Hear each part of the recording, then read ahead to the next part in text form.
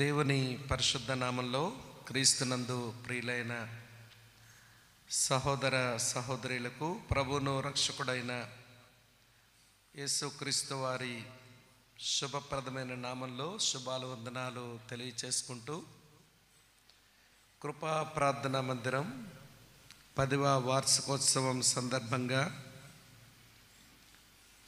జరుగుతున్న ఈ సమావేశానికి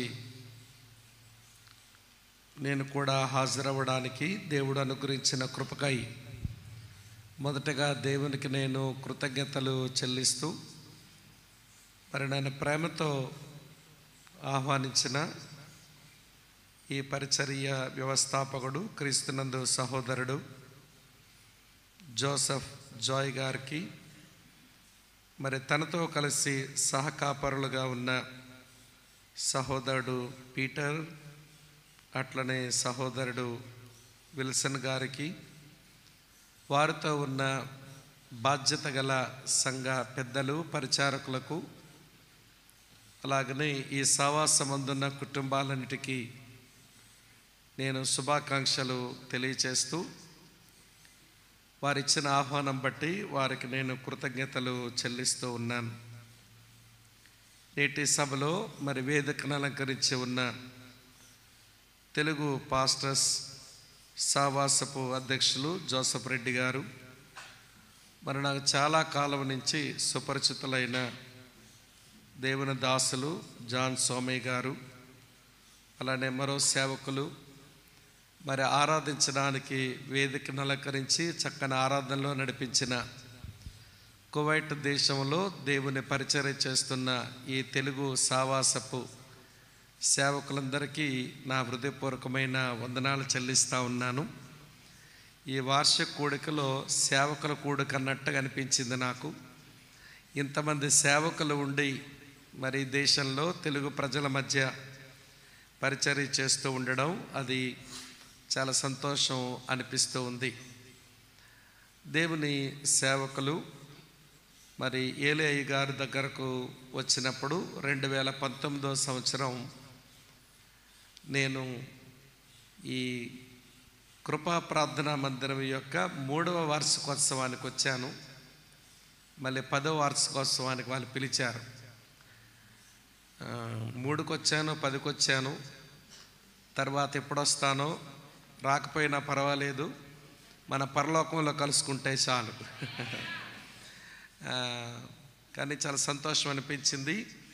మరి యవ్వనస్తులు, వారి వయసు చాలా చిన్నది, కానీ వారు చేస్తున్న టీం వర్క్ నేను వింటూ ఉన్నప్పుడు తమ్ముడు జోసెఫ్ జాయ్, వారి నాన్నగారు నాకు చాలా సుపరిచితులు చాలా కాలం నుంచి. మరి తనతో కలిసి తమ్ముడు పీటర్, అలాగనే సోదరుడు విల్సన్, వారు కలిసి చేస్తున్న ఈ టీం వర్క్ను బట్టి నేను ప్రభువుని స్తుతిస్తూ, మరి సంతోషంలో నాకు కూడా ఈ గొప్ప పాలుపంపులు దొరికినందుకు నేను దేవునికి నా హృదయపూర్వకమైన కృతజ్ఞతలు చెల్లిస్తూ ఈ ప్రత్యేకమైన సమయానికి దేవుని వాక్యంతో మీకు పరిచర్య చేసే అవకాశం నాకు దొరికింది. మీకు సందేశం చెప్పే ముందు కృపా ప్రార్థనా మందిరం వాళ్ళకి ఒక 3 మాటలు చెబుదామనుకుంటున్నాను. ఎందుకంటే ఇంట గెలిచి రచ్చగలమన్నారుగా, ముందు మన గురించే కొన్ని మాటలు చూసుకుంటే తర్వాత వచ్చిన అతిథులకు ఆహ్వానితులకు తర్వాత ఒక సందేశం వారికి మనం అందిద్దాం. ముందు కృపా ప్రార్థన మందిరం వాళ్ళకు ఒక 3 మాటలు చెప్తాను. అవి గట్టిగా మీ మనసులో పడేలాగా మీరు చూసుకోవాలని నా మనవి. మొదటి మాట, సమూయేలు మొదటి గ్రంథం 7వ అధ్యాయం 12వ వచనం. సమూయేలు మొదటి గ్రంథం 7వ అధ్యాయం 12వ వచనం. అప్పుడు సమూయేలు ఒక రాయి తీసి మిష్పాకును షేనుకును మధ్య దానిని నిలిపి, ఇంతవరకు యెహోవా మనకు సహాయము చేసినని చెప్పి దానికి ఎబెనెజరు అని పేరు పెట్టెను. ఈ వచనాన్ని ఇలా చదువుతాను, దయచేసి గమనించండి. 2వ పాదం అంటే ఈ వచనంలో 2వ భాగం నుంచి చదువుతాను. ఇంతవరకు యెహోవా కృపా ప్రార్థనా మందిరమునకు సహాయము చేస్తానని చెప్పి దానికి ఎబెనెజరు అనే పేరు పెట్టాను. ఈ 10 సంవత్సరాలు మీ సంఘాన్ని దేవుడు ఎబెనెజర్గా ఉంటూ సహాయపడుతూ వచ్చాడు. కనుక ఎబెనెజర్ అనబడిన దేవుణ్ణి ఈరోజు మీ హృదయపూర్వకంగా మీరు ఆరాధించాలి. ఆరాధించకపోతే మీరు వార్షికోత్సవం జరిగించుకున్నట్టు కాదు. మరి సేవకుడు అలాగనే సేవకురాలు ఎంతో అనారోగ్య బారిన పడినప్పుడు సంగమగా మీరు ప్రార్థించారు. మళ్ళీ ఆరోగ్యవంతురాలై ఆమె మీ మధ్య మీతో కలిసి ఉండగలిగింది. వారెంతో మరి కృంగిపోయారు. ఆ పరిస్థితులు రాత్రి నాకు చెప్పినప్పుడు చాలా బాధ అనిపించింది. కానీ దేవుడు తన విశేష కనికరము చెప్పున సేవకుని మరి సహాయ సేవకులను వారి కుటుంబాలను అలాగనే చేరి వచ్చిన మీ అందరికీ ఈ 10 సంవత్సరాలు ఆయన ఎబెనెజర్గా ఉండి సహాయపడ్డాడు. కాబట్టి ఎబెనెజర్ అనబడిన దేవుణ్ణి ఈరోజు తప్పక మీరు మీ హృదయపూర్వకంగా ఆరాధించాలి. మీతో కలిసి మేము ఆరాధిస్తాము, కానీ వార్షికోత్సవం మీది కదా, మీరు కదా 10 సంవత్సరాలు ఆయన సహాయం పొందారు. కాబట్టి మీరే హృదయపూర్వకంగా ఆరాధించాలి. మేము కొంచెం మా మనసులు మా హృదయాలు కలుపుతాం. ఆకలి ఎవడికేస్తుందో వాడే తినాలి, దెబ్బ ఎవడకు తగులుతుందో వాడు అబ్బా అనాలి. మిగిలిన వాడు అబ్బా అంటే ఉరిగేదేముంటుంది చెప్పండి. కాబట్టి వార్షికోత్సవం కృపా ప్రార్థన మందిరం వాళ్ళది. మీరు ఎబెనెజర్ అయిన ఆ దేవుణ్ణి మీరు హృదయపూర్వకంగా ఆరాధిస్తూ ఉంటే మీతో కలిసి మేము కూడా మా మనసులు మా హృదయాలు కలుపుతాం. ఇది ఒక వచనం. ఇది మీ భూతకాలానికి సంబంధించిన వచనం. మరో వచనం చదువుతాను మీ గురించి. చూడండి, అపోస్తలుడైన పౌలు కొరింథీయులకు రాసిన మొదటి పత్రిక 15వ అధ్యాయం 10వ వచనం ఇలా ఉంది. 1 కొరింథీ 15:10 మీ కొరకు చదువుతున్నాను, వినండి. ఇది కృపా ప్రార్థన మందిరం వాళ్ళకే, అందరినీ ఉద్దేశించి ఇంకా సందేశం మొదలు పెట్టలేదు, మొదలు పెడతాను కొద్ది క్షణాల్లో.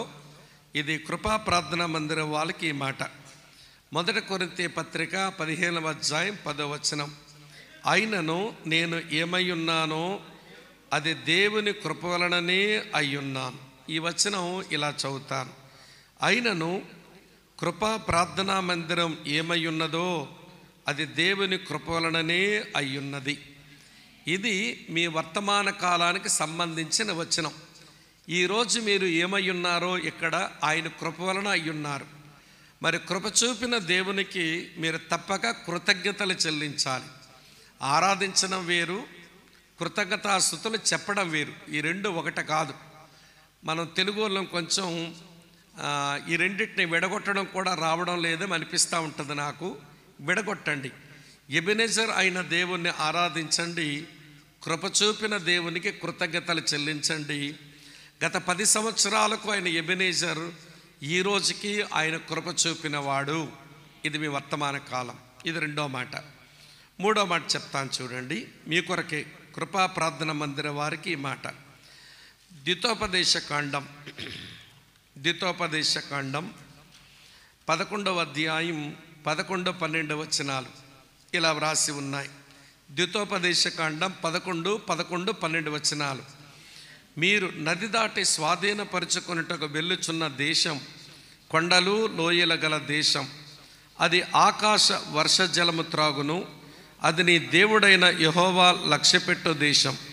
నీ దేవుడైన యెహోవా కన్నులు సంవత్సరాది మొదలుకొని సంవత్సరాంతం వరకు ఎల్లప్పుడూ దాని మీద ఉండును. చివరి భాగం ఇలా చదువుతాను. నీ దేవుడైన యెహోవా కన్నులు సంవత్సరాది మొదలుకొని సంవత్సరాంతం వరకు ఎల్లప్పుడూ కృపా ప్రార్థన మందిరం మీద ఉండును. మీ ఆమెనట్టంత చప్పగా ఉంది. ఓకే, ఇది మీ భవిష్యత్తు కాలానికి సంబంధించిన వచనం. ఈ రోజు నుంచి మీ ముందున్న కాలమున మీద దేవుడు లక్ష్యపెట్టి తన కనుదృష్టి ఉంచుతాడు గనక ప్రార్థన చేసుకుని ఆయనకి మీరు అప్పగించుకుంటే ఈ రోజున అర్థవంతమైన ఆత్మ సంబంధమైన వార్షికోత్సవం మీరు చేసుకున్నట్టు లెక్క. ఎబెనెజర్ అయిన దేవుణ్ణి ఆరాధించండి, కృపచూపుతూ వచ్చిన దేవునికి కృతజ్ఞతలు చెల్లించండి, లక్ష్యముంచిన దేవునికి ప్రార్థించి అప్పగించుకోండి. ఈ 3 పనులు చేయగలిగితే మీరు సరైన వార్షికోత్సవం జరిగించుకున్నట్టు లెక్క. ఏ వార్షికోత్సవమైన 3 జరగాలి అంటే మీ కొరకే 3 వచనాలు చెప్పాను. మరి వేరువేరు వచనాలు కూడా చూడొచ్చు, కానీ ఈ 3 వచనాలు మీకు చాలు. గతంలో ఎవరైనా ఏంటి అలా ఉన్నారు? గతంలో ఎవరైనా ఎబెనెజర్ అంటే సహాయం చేసిన వాడు ఏం చేయాలి? ఆయన్ని ఆరాధించాలి. ఈ రోజున మీరు ఎలా ఉన్నారంటే ఎవరైనా కృప చూపిన వాడు ఆయనకి ఏం చేయాలి? కృతజ్ఞతలు చెల్లించాలి. మీ భవిష్యత్తు మీద ఏం చేసేవాడు? ఆయన లక్ష్య పెట్టేవాడు కనుక ఏం చేయాలి? ఆయనకు ప్రార్థించి మిమ్మల్ని మీరు సరెండర్ చేసుకోవాలి, అప్పగించుకోవాలి. అప్పుడు మీరు దేవుని కార్యాలు మీ భవిష్యత్తు దినాలలో కృపా ప్రార్థనా మందిరం ద్వారా మనం చూడగలుగుతాం. అలాంటి కృప దేవుడు కృపా ప్రార్థనా మందిరానికి అనుగ్రహించునుగాక. ఇప్పుడు చిన్న ప్రార్థన చేస్తాను. ఇప్పుడు మెసేజ్లోకి వెళ్తున్నాను. కాకపోతే ఉపోద్ఘాతమే బంగాళాఖాతం అంత అయింది. తప్పదు, మరి ఇలా చెప్పకపోతే అవ్వదుగా. చిన్న ప్రార్థన చేసుకుని మన వాక్య ధ్యానం వరకు వెళతాం. సావధానంగా శ్రద్ధగా కూర్చొని వినండి. నేర్చుకోవలసిన విషయాలు నేర్చుకుందాం. పరమ తండ్రి, కృపా ప్రార్థనా మందిరం పరిచర్యలో నీ సేవకునికి సహసంగ కాపరులకు నువ్వు ఇంతవరకు ఎబెనెజరవై సహాయపడుతూ వచ్చావు. ఈ 10 సంవత్సరాలు ఈ సంఘానికి నీవు సహాయకుడవు, ఎబెనెజరు. మిమ్మల్ని ఆరాధిస్తూ ఉన్నాం. ఈ రోజున వీరు ఏమై ఉన్నారో అది కేవలము నీ కృపచేతనే గనక మీకు కృతజ్ఞతలు చెల్లిస్తూ, వీరి భవిష్యత్తు మీద నువ్వు లక్ష్యముంచిన దేవుడు గనక వారిని వారి కుటుంబాలను ఈ పరిచర్యను నీ బలమైన కృపగల హస్తాలకు అప్పగిస్తూ ఉన్నాం. దయచూపండి. దయాళుడైన తండ్రి, ఈ సంతోషకరమైన కార్యక్రమానికి నీ సేవలో ఉన్న అనేక మంది సేవకులు ఈ చోటికి రావడం ఇది అభినందనీయం. వారిని వారి కుటుంబాలను సంఘాలను సేవను మీరు ఆశీర్వదించండి నాయన. అలాగనే మరో సంవత్సరంలోకి నీ బిడ్డలు అడుగు పెడుతూ ఉండగా కృపా ప్రార్థనా మందిర విశ్వాసులకును వారితో మాకును కావలసిన నీ సందేశం మీరు మాకు వినిపించండి. నీ పరిచర్య నిమిత్తమై సేకరించబడిన ఈ కానుకలను నీ పరిచర్యలో బహు నమ్మకంగా వాడండి. ఎవరైతే తమ చేతులు చాపి కానుకను వేశారో వారి యొక్క హస్తాలను మీరు దీవించము. పరిశుద్ధుల పరిచర్యలో చేసిన దానిని మరచుటకు నువ్వు అన్యాయస్తుడు కాదు గనక ఎన్నో రెట్లు దీవెన నీ పిల్లలకు దయచేయండి. మెట్టుకు ఈ కృపా ప్రార్థనా మందిర పరిచర్య ఈ దేశంలో వర్ధిల్లినట్లు, ఈ దేశం నుంచి అనేక ప్రాంతాలకు ఇది ప్రాకునట్లు మీరే మీ కటాక్షం చూపుదరని క్రీస్తు నామంలోనే ఈ పరిచర్యను అప్పగిస్తూ నీ సందేశం నీ ప్రజలకు అందియాలి. నాకు సహాయపడండి. ఈ ప్రజలకు నేను బోధించి నేను భ్రష్టుడును కాకుండానట్లు నాకు సహాయపడండి. నా దగ్గర నుంచి నీ పిల్లలు నీ వాక్యం విని ఆచరించక తమ తాము మోసం చేసుకుని దుర్గత నుంచి వారిని కాపాడండి. మెట్టుకు నీ నామానికి మహిమ రావాలి, మా జీవితాలకు మేలు కలగాలి. ఆ దిశగా మమ్మల్ని నడిపించమని యేసుక్రీస్తు ప్రభు నామంలోనే స్తోత్రాలు చెల్లించి అడిగి వేడుకొని మీకే ప్రార్థిస్తున్నాము తండ్రి. Amen, amen. క్రీస్తేసునందు ప్రియమైన సహోదర సహోదరులారా, వర్తమానం కొరకు 3 వాక్య భాగాలు ఇక్కడ చదివి వినిపించబడ్డాయి. అందులో మొదటి భాగం కృతజ్ఞతతో దేవునిని కలుసుకునే దానికి దావీదు అనుభవాలు వాక్యాలు మనం చదివాం 103వ కీర్తన నుంచి. రెండవ వాక్య భాగం ఒక మంచి ప్రార్థన హబక్కూకు చేస్తున్నాడు. సంవత్సరములు జరుగుచుండగా నీ కార్యములను నూతనపరచుము, కోపించుచునే నీ వాత్సల్యాన్ని జ్ఞాపకానికి తెచ్చుకునము అని నూతన సంవత్సరంలో నూతనమైన అనుభవాల కొరకు ఆయన ఎదురు చూస్తూ ప్రార్థించినాడు. అది హబక్కూకు చేసిన ప్రార్థన. అది ఒక యాస్పిరేషన్, ఒక యాంబిషన్, ఒక కోరికతో చేసినటువంటి ప్రార్థనది. తర్వాత యెహోషువ గ్రంథం 5వ అధ్యాయం 7వ వచనం నుంచి 15వ వచనం వరకు చదివించాను. ఈ వచన భాగంలోంచే నా సందేశం చెప్పబోతున్నాను. కనుక సంవత్సరాలు జరుగుతుండగా మనం ముందుకు ప్రయాణం చేస్తుండగా ఎటువంటి నూతనమైన అనుభవాలతో మనం ముందుకు ప్రయాణం చేయాలనో ఆ సంగతులను మీకు విపులంగా చెప్పే ప్రయత్నం చేస్తాను. కొంచెం సావధానంగా మీరు ఆలోచిస్తూ ఈ వాక్యము నాకేంటి అన్నట్టుగా మీరు వినాలి. ఈ వచనాలు నాకేంటి అన్నట్టుగా వింటే మీ అంతరంగంలో పరిశుద్ధాత్మ దేవుని యొక్క మెల్లని స్వరాన్ని మీరు వినగలుగుతారు. ఎప్పుడు వాక్యం విని అలాగే వినాలి. ఈ వచనాలతో నాకేంటి అన్నట్టుగా వింటే ప్రభు యొక్క మెల్లని స్వరాన్ని మనం వినగలుగుతాం. సరే, విషయంలోకి వద్దాము రండి. మోషే ద్వారా దేవుడు ఇశ్రాయేలు ప్రజలను విమోచించి విడిపించి నడిపించి వారు కనాను దేశానికి వారిని తీసుకుని వస్తున్నాడు. అయితే మోషే యొక్క సమయం కాస్త సంపూర్తి అయిపోయింది. అయిపోయిన తర్వాత ఆ పరిచర్యను దేవుడు యెహోషువ అనేటువంటి ఒక వ్యక్తికి అప్పగించినాడు. కనుక యెహోషువ ఈ ప్రజలందరినీ తీసుకొని అతను కనాను దేశానికి తీసుకుని వెళ్ళి ఆ కనాను దేశాన్ని స్వాధీనపరుచుకొని ఆ కనాను దేశాన్ని వంతులు వేసి ఇశ్రాయేలు ప్రజలందరికీ పంపకాలు చేయాలి. చాలా గంభీరమైనటువంటి పని. ఇదేమీ సాధారణమైన పని కాదు. అసలే ఇశ్రాయేలీలు ఎలాంటి వాళ్ళో మోషే నడిపించిన 40 సంవత్సరాల్లో తేలిపోయింది.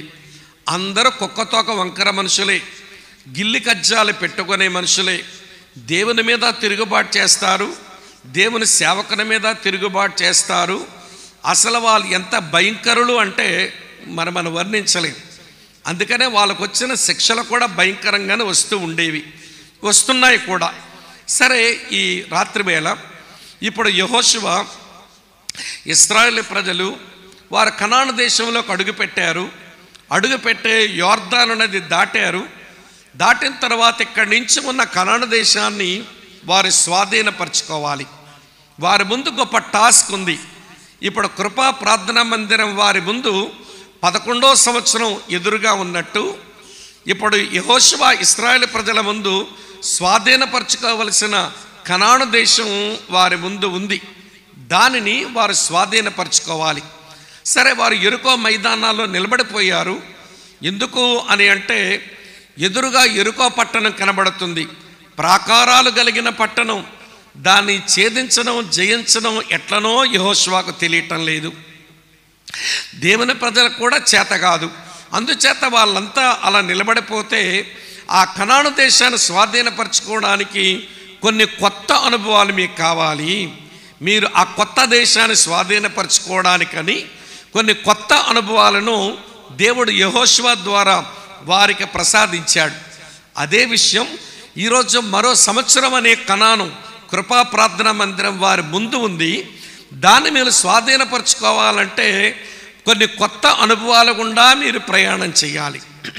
పాత చింతకాయ పచ్చడి తీసి పక్కన పెట్టాలి. అర్థమైందని చెప్పే మాట. అంటే పాత అనుభవాలు అవి ఇదివరకు ఉన్నాయి, అనుభవించాం, అయిపోయింది, పక్కన పెట్టండి. ఇప్పుడు కొన్ని నూతనమైన అనుభవాలతో మన ముందున్నటువంటి సంవత్సరాన్ని స్వాధీనపరుచుకొని దేవునిలో ఆనందించే దిశగా మనం అడుగులు వేయాలి. కాబట్టి దేవుడు తన సేవకుని ద్వారా ఇశ్రాయేలీలు అనబడిన ఆ అరణ్యములో నడిచిన ఆ సంఘానికి ఏ అనుభవాలు ఇచ్చాడో నేను విపులంగా చెప్తాను. కృపా ప్రార్థన మందిరం వారు అలాగనే ఆయా సంఘాల నుంచి వచ్చిన వారి సేవకులమైన అందరము ఈ నూతన అనుభవాల గుండా మన ముందుకు అడుగులు వేయవలసిన ఆవశ్యకత ఉందని విపులంగా వాటిని చెప్పే ప్రయత్నం చేస్తాను. నెంబర్ 1, మొట్టమొదటి మాట చదువుతున్నాను చూడండి. యెహోషువ గ్రంథం 5వ అధ్యాయం 7వ వచనం. ఆయన వారికి ప్రతిగా పుట్టించిన వారి కుమారులు సున్నతి పొంది ఉండలేదు గనుక వారికి సున్నతి చేయించెను. ఏలయనగా మార్గమున వారికి సున్నతి జరగలేదు. ఈ వచనంలో దేవుడు యెహోషువ ద్వారా తన ప్రజలకు ఇస్తున్న ఒక నూతనమైనది ఏంటనంటే దాని పేరు నూతనమైన స్థానం, న్యూ పొజిషన్. ఏమిటండి నూతనమైన స్థానం అంటారా? వివరిస్తాను, వినండి. కనాను దేశం ఎవరికి ఇస్తానని చెప్పాడు దేవుడు? ఇశ్రాయేలీయులకి. కనాను దేశం ఎవరికి ఇస్తానని చెప్పాడు దేవుడు? నిబంధన జనులకు. ఇప్పుడు యెహోషువ వెనకాల ఉన్నవారు ఇశ్రాయేలీనే అని అంటారా? ఏమండి, యెహోషువ వెనకాల ఉన్న జనులు వీరు నిబంధన జనులే అని మీరంటారా? వీరంతా ఇశ్రాయేలీలేనా? వీరంతా నిబంధనాజనులేనా? వీరు నేరుగా లోపలికి వచ్చి కనాను స్వాధీనపరచుకోవచ్చునా అని అంటే, ఆ కనాను దేశం ఇశ్రాయేలీల కొరకు దేవుడు వాగ్దానం చేశాడు. ఆ కనాను దేశం నిబంధన జనుల కొరకు ఆయన వాగ్దానం చేశాడు. ఇప్పుడు యెహోషువ వెనకాల ఉన్న వారు పేరుకే ఇశ్రాయేలీలు కానీ అధికారపూర్వకంగా ఇశ్రాయేలు కాదు. వీరి పేరుకే నిబంధన జనులు కానీ వీళ్ళు అధికారపూర్వకంగా నిబంధన జనులు కాదు. చెప్తాను ఎప్పుడు వారు ఇశ్రాయేలీలు అవుతారు, ఎప్పుడు వారు నిబంధన జనులు అవుతారు. నాతో రండి చూపిస్తాను. ఈడేంట్రా ఇలాంటి బోధ చేస్తున్నాడు అన్నట్టుగా ఒక్కొక్క అక్క కళ్ళు గుడ్ల గోబలా పెట్టి చూస్తున్నది. పర్లేదు, వినండి, చాలా జాగ్రత్త, అలాగే వినండి, చెప్తాను. వీళ్ళు అఫీషియల్గా ఇశ్రాయేలీలు కాదు, అథారిటేటివ్గా వీళ్ళు ఇశ్రాయేలు కాదు. వీరి పేరుకే నామకే వాస్తే అన్నట్టుగా వీరి పేరుకే ఇశ్రాయేలీలు. ఎందుకు అలా చెప్పాల్సి వచ్చిందో చెబుతాను చూడండి. ఆదికాండం 17వ అధ్యాయం దగ్గరకు రండి. ఆదికాండం 17వ అధ్యాయం దగ్గర రండి. దేవుడు అబ్రాముతో ఇలా చెప్పాడు. మీ కొరకే చదువుతున్నాను ఈ మాట. 13వ వచనం, ఆదికాండం 17వ అధ్యాయం 13వ వచనం. హే అబ్రహాము, నీ ఇంట పుట్టినవాడను, నీ వెండితో కొనబడిన వాడను తప్పక సున్నతి పొందవలెను. అప్పుడు నా నిబంధన మీ శరీరమందు నిత్య నిబంధనగా ఉండును. సున్నతి పొందని మగవాడు అనగా ఎవని గోప్యంగా చర్మమున సున్నతి చేయబడదో అట్టివాడు తన జనుల్లో నుంచి కొట్టివేయబడును. వారు నా నిబంధన మీరి ఉన్నారని అబ్రాముతో చెప్పాను. గమనించారా? ఇప్పుడు యెహోషువ వెనకాల ఉన్నవారు ఐగుప్తు దేశంలోంచి బయలుదేరి కనానుకు వచ్చేటువంటి దారిలో ముసలి వాళ్ళంతా తరమంతా గతించిపోయారు. అరణ్యములో వారికి సమాధులైపోయినాయి. మరి ఎవరండి వీళ్ళంతా అంటే, ఇది న్యూ జనరేషన్, ఇది ఒక నూతనమైన తరం. మరి అరణ్యములో ప్రయాణం చేసుకుంటూ వచ్చిన కారణాన వీళ్ళకి ఎవరికే సున్నతి జరగల. మరి సున్నతి జరగకపోతే వీళ్ళు ఎట్లా ఇశ్రాయేలు అవుతారు? వీళ్ళ శరీరంలో సున్నతి అని గుర్తు కనబడకపోతే వీరి నిబంధనాజనులు ఎట్లవుతారు? వీరి పేరుకే ఇశ్రాయేలీలు కానీ అధికారపూర్వకంగా వీరిలో ఇశ్రాయేలీలు ఉండవలసిన ఆ మార్క్ కనబడ్డంలా, గుర్తు కనబడ్డంలా. దేవుడు యెహోషువతో చెప్పినట్లుగా సేవకుడైన యెహోషువ అంటున్నాడు, ఏ పెద్దలారా కొంచెం నిండి బాబు మీరంతా లేచారు, రాళ్లతో కొంచెం కత్తులు చేయండి మీరంతా చేశారు. కనుక ప్రజలందరూ కూడా మీరు సున్నత చేయండి చేశారు. ఎప్పుడైతే సున్నత జరిగిందో దేవుడు వాళ్ళకు నూతనమైన స్థానం ఇచ్చాడు. ఇప్పుడు అధికారపూర్వకంగా, వింటున్నారా ఈ మాట, ఇప్పుడు అధికారపూర్వకంగా ఇశ్రాయేలు అయినారు, అధికారపూర్వకంగా నిబంధన జనులు అయ్యారు. ఇక కనాను దేశం ఎవరికరా బాబంటే వీళ్ళకే, అనుమానమే లేదు. ఇక ఆ గుర్తు లేకుండా దేవుడు ఇవ్వలేడు. నిబంధన గుర్తు లేకుండా వారి కనాను దేశాన్ని ఇవ్వలేడు. కనుక వినండి, ఆ ప్రాంతంలో యెహోషువతో పాటు వారి పెద్దలతో పాటు అందరినీ సమకూర్చి వారికి సున్నత జరిగించి వారికి నూతనమైన స్థానాన్ని కలిగించినాడు. చేతులైతే దేవుని స్తోత్రం చెబుదామా? బ్రదర్, ఇవన్నీ మనకెందుకండి అంటారా? మన సంగతి చెప్తాను, వినండి. మన ముందున్న దాన్ని మనం కూడా స్వాధీనపరచుకోవాలి అంటే మనకే నూతనమైన స్థానం కలగాలి. అంటే మనకే సున్నతి జరగాలి. వాళ్ళ సున్నతి శరీరమందు జరిగే సున్నతి. పురుషుని యొక్క మర్మాంగం మీద కొంచెం గోప్యాంగ చర్మం కత్తిరిస్తే మగాళ్ళకి సున్నతి అయిపోతుంది. కానీ క్రైస్తవుల సున్నతి అది కాదు. మన సున్నతి ఏంటో చూపిస్తాను రండి. ద్వితోపదేశ కాండం, ప్రతి రిఫరెన్స్ రాసుకోండి, మళ్ళీ మీరు ధ్యానం చేయండి. మీకు నచ్చితే ఎవరికైనా చెప్పాలనుకుంటే చెప్పేయండి. నా ప్రసంగాలకు కాపీ రైట్లు ఉండవు.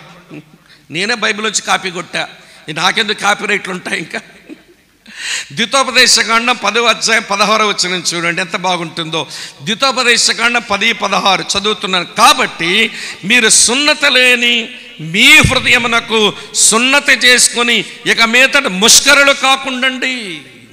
మీ ముందున్న ఆశీర్వాదాలు మీరు స్వతంత్రించుకోవాలి అనుకుంటే, మీ ముందున్న సంవత్సరంలోకి వెళ్ళి అందులో మీ కొరకు పొందుపరచబడి ఉన్న దీవెనలన్నీ సంపాదించుకోవాలనుకుంటే సున్నతి జరగాలి. ఆ సున్నతి ఏమిటంటే మీ హృదయాలకు జరగాలి. దేని జరగాలటమ్మా? హృదయాలకు సున్నతి జరగాలి. యెహోషువ నాయకత్వంలో పెద్దలు రాతి కత్తులతో సున్నతి చేస్తే, ఈ రోజున మనకు పరిశుద్ధాత్మని పర్యవేక్షణలో దేవుని వాక్యంతో మన హృదయం పొడవబడగా మన హృదయాలకు సున్నతి జరగాలి. పేతురు పెంతెకోస్తు రోజున ప్రసంగం చేశాడు. ఆయన నోట నుంచి వచ్చిన వాక్యపు కత్తిని పరిశుద్ధాత్మ దేవుడు తీసుకుని వారి హృదయాలను పొడిచాడు. అందుకే ఇలా రాసింది, చూపిస్తాను చూడండి. అపోస్తుల కార్యముల గ్రంథం 2వ అధ్యాయం, అపోస్తుల కార్యాల గ్రంథం 2వ అధ్యాయం 37వ వచనం మీ కొరకే చదువుతున్నాను. అపోస్తుల కార్యాలు 2వ అధ్యాయం 37వ వచనం. వారు ఈ మాట విని, ఏ మాట విని? వారు ఈ మాట విని, ఏ మాట విని? హే, మీరు యేసును సిలువేసి చంపారు, దేవుడు ఆయన 3వ రోజు లేపాడు, మేము దానికి సాక్ష్యం. ఈ మాట విన్నారు. గుండె జల్లుమంటుంది. నేను అరిస్తేనే మా చెల్లెళ్ళు అడిలిపోయారు. ఇక్కడ మరి అరవలేదు, మీరు చచ్చిపోతారు, నా భయం వేస్తుంది. నరుపులకి అడిలిపోతున్నారు. ఆ రోజున పేతురు ప్రసంగం చేస్తే వాళ్ళు హడిలిపోయారు. యేసుని మీరు సిలువే చంపారు, దేవుడు ఆయన లేపాడు, మేము దానికి సాక్షులు, మీరే సిలువే చంపినారు అనగానే వాళ్ళ హృదయాలు ఏమైనా నొచ్చుకున్నాయట. వారు ఆ మాట విని, చూడండి, హృదయంలో నొచ్చుకొని, సహోదరులారా మేము ఏమి చేద్దామని పేతురును కడమ అపోస్తులను అడిగినారు. అక్కడ నొచ్చుకొని అనే మాట మీద నెత్తి మీద నెంబర్ ఉంది. కిందేం రాసిందో చూడండి, ఫుట్ నోట్స్లో. ఇటమ హృదయంలో పొడవబడి. గ్రీక్ బైబిల్ ఏముంటుందంటే దేవర్ కట్ ఇన్ దేర్ హార్ట్స్, వారు హృదయాలలో కొయ్యబడ్డారట. పరిశుద్ధాత్మ దేవుడు పేతురు నోట నుంచి బడిది వస్తున్న వాక్యపు కత్తిని తీసుకుని వాళ్ళ హృదయాలను కోశాడు. అది హృదయాలకు జరిగిన సున్నతి. దీనిని తేలిక భాషలో చెప్పాలంటే దీనినే మారు మనస్సు అనుభవం అని అంటాం. యేసుక్రీస్తునందు మనం పొందిన మారు మనస్సు అనుభవమే క్రీస్తులో మనం పొందవలసిన నూతనమైన స్థానం. ఈ న్యూ పొజిషన్ లేకుండా మనకు ఆశీర్వాదాలు మన సొంతం కావు. ఈ నూతనమైన స్థానం పొందకుండా మన ముందున్న దీవెనలు మనకి సొంతం కావు. ఇలా చెప్పనివ్వండి, దేవుని వాక్యపు కత్తి నీ గుండెను పొడవగా, దేవుని వాక్యం నీ గుండెను పొడిచినప్పుడు, నేను పాపం చేసిన దానను, నేను పాపం చేసిన వాడను, నేను పాప స్వభావంలో పుట్టిన వాడను, నేను పాప స్వభావంలో పుట్టిన దాన్నని దేవుని సందులో పెళ్ళు మనట్లా పగిలిపోవాలి. ఈ అనుభవం మన సొంతమైందంటారా? ఏ రోజున దేవుని వాక్యం పడవగా నీ హృదయపు రక్తము కారగా శరీరానికి దెబ్బ తగిలింది అనుకోండి, రక్తం కారుతుందిగా. ఎక్కడ దెబ్బ తగిలిందో అక్కడ నుంచే రక్తం కారుద్ది. ఆ రక్తం యొక్క రంగు కాస్త ఎర్రగా ఉంటుంది. కానీ హృదయం కొయ్యబడితే ఇక్కడ రక్తం ఇక్కడి నుంచి కారదు, ఇక్కడి నుంచి కారుద్ది. ఈ రక్తపు రంగు నీళ్ళలాగా ఉంటుంది, ఎర్రగా ఉండదు. ఏ రోజున ఏ వాక్యం నీ వరకు వచ్చి నీ హృదయాన్ని పొడవగా నువ్వు పాపంలో ఉన్న వ్యక్తివని పరిశుద్ధాత్మ దేవుడు ఒప్పించగా పెళ్ళుమనట్లా పగిలిపోయి నీ హృదయపు రక్తం కన్నీళ్ళగా నీ కళ్ళల్లోంచి కారింది, జ్ఞాపకం తెచ్చుకో. ఇవేమీ లేవండి, మేము క్రైస్తవులమేనండి అంటే కుదరదు. మోసపోతావు, మిగిలిపోతావు, దేవుని ఉగ్రతకు లోనవుతాం. ఎవరొకరు గట్టిగా చెప్పాలిగా, అందుకే వచ్చి గట్టిగా చెప్తున్నాను. నేను చచ్చిపోతే, అక్కడ పుట్టుకుని చచ్చిపోతే అక్కడ చట్టుకుని పరలోకంలో తేలిపోతాం అనుకోవడం అది తేలిక విధానం, అది లేదు బైబిల్లో. రక్షణ ఉచితమే, కృప ద్వారానే వస్తుంది. కానీ నీవు నీ పాపాల విషయమే పశ్చాత్తాపం అది తప్పగా అవసరం. కానీ ఈ రోజున చాలామంది వారి హృదయపు రక్తం కారలేదు, వారి కళ్ళల్లోంచి కన్నీరు పడలేదు, దేవుని వాక్యం వాళ్ళ హృదయాలు పడవలేదు, పరిశుద్ధాత్ముడు ఆ పనికి పూనుకోలేదు, వీళ్ళకు నూతనమైన స్థానం రాలేదు. కానీ ముందున్న ఆశీర్వాదాలు మా సొంతమైపోవాలంటే ఎట్లా కుదురుతుందండి? ఈ తెలుగులోకున్న మాయిదార్ రోగం మీదే నాదే. ఈ తెలుగులోకున్న మాయిదార్ రోగం వీళ్ళకి ఆకలి ఎక్కువ, పీక సన్నం. ఆకలి ఎక్కువే, పీక సన్నం. ఏం మింగుతారు? అర్థమైంది నా భాష? అర్థం కాకపోతే ఇంకోలో చెప్తాను. వీళ్ళ ఆశల బారుడు ఆచరణే బెత్తుడంట. ఆశలేమో బారుడున్నాయి, ఆచరణ బెత్తుడుంటే ఎట్లా కుదురుతుందండి?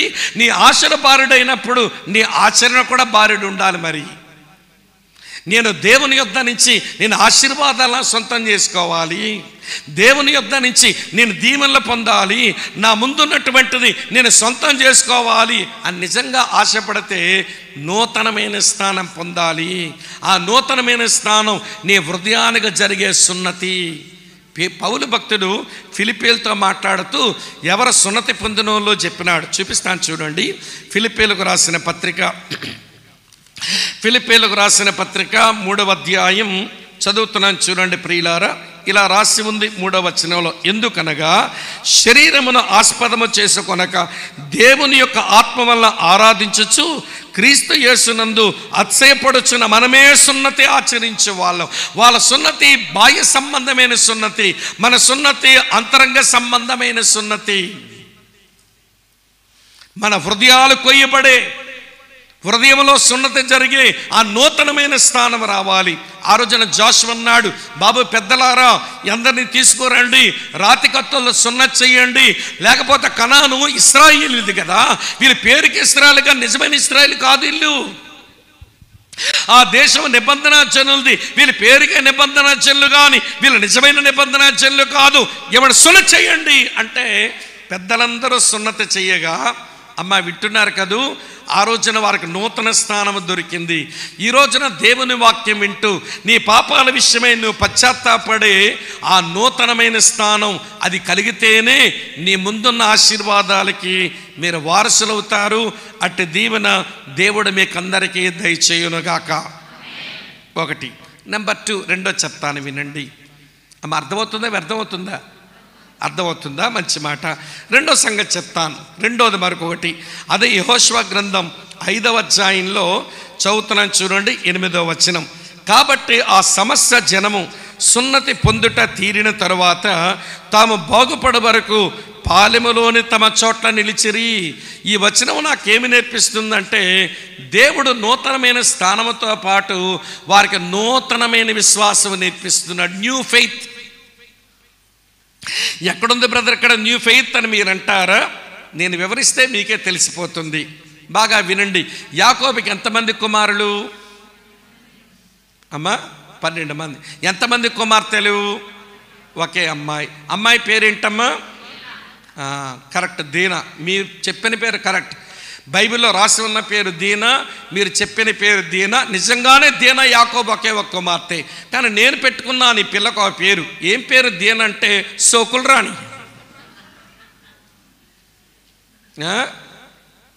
నాన్న పర్మిషన్ లేకుండా, అన్నదమ్ముల పర్మిషన్ లేకుండా కనానీయులు ఏం సోకులు చేస్తున్నారో చూద్దామని ఇల్లు పళ్ళు వదిలేసి రోడ్డు మీదకి వచ్చిందంటే సోకులు రాణి కాదు ఇది.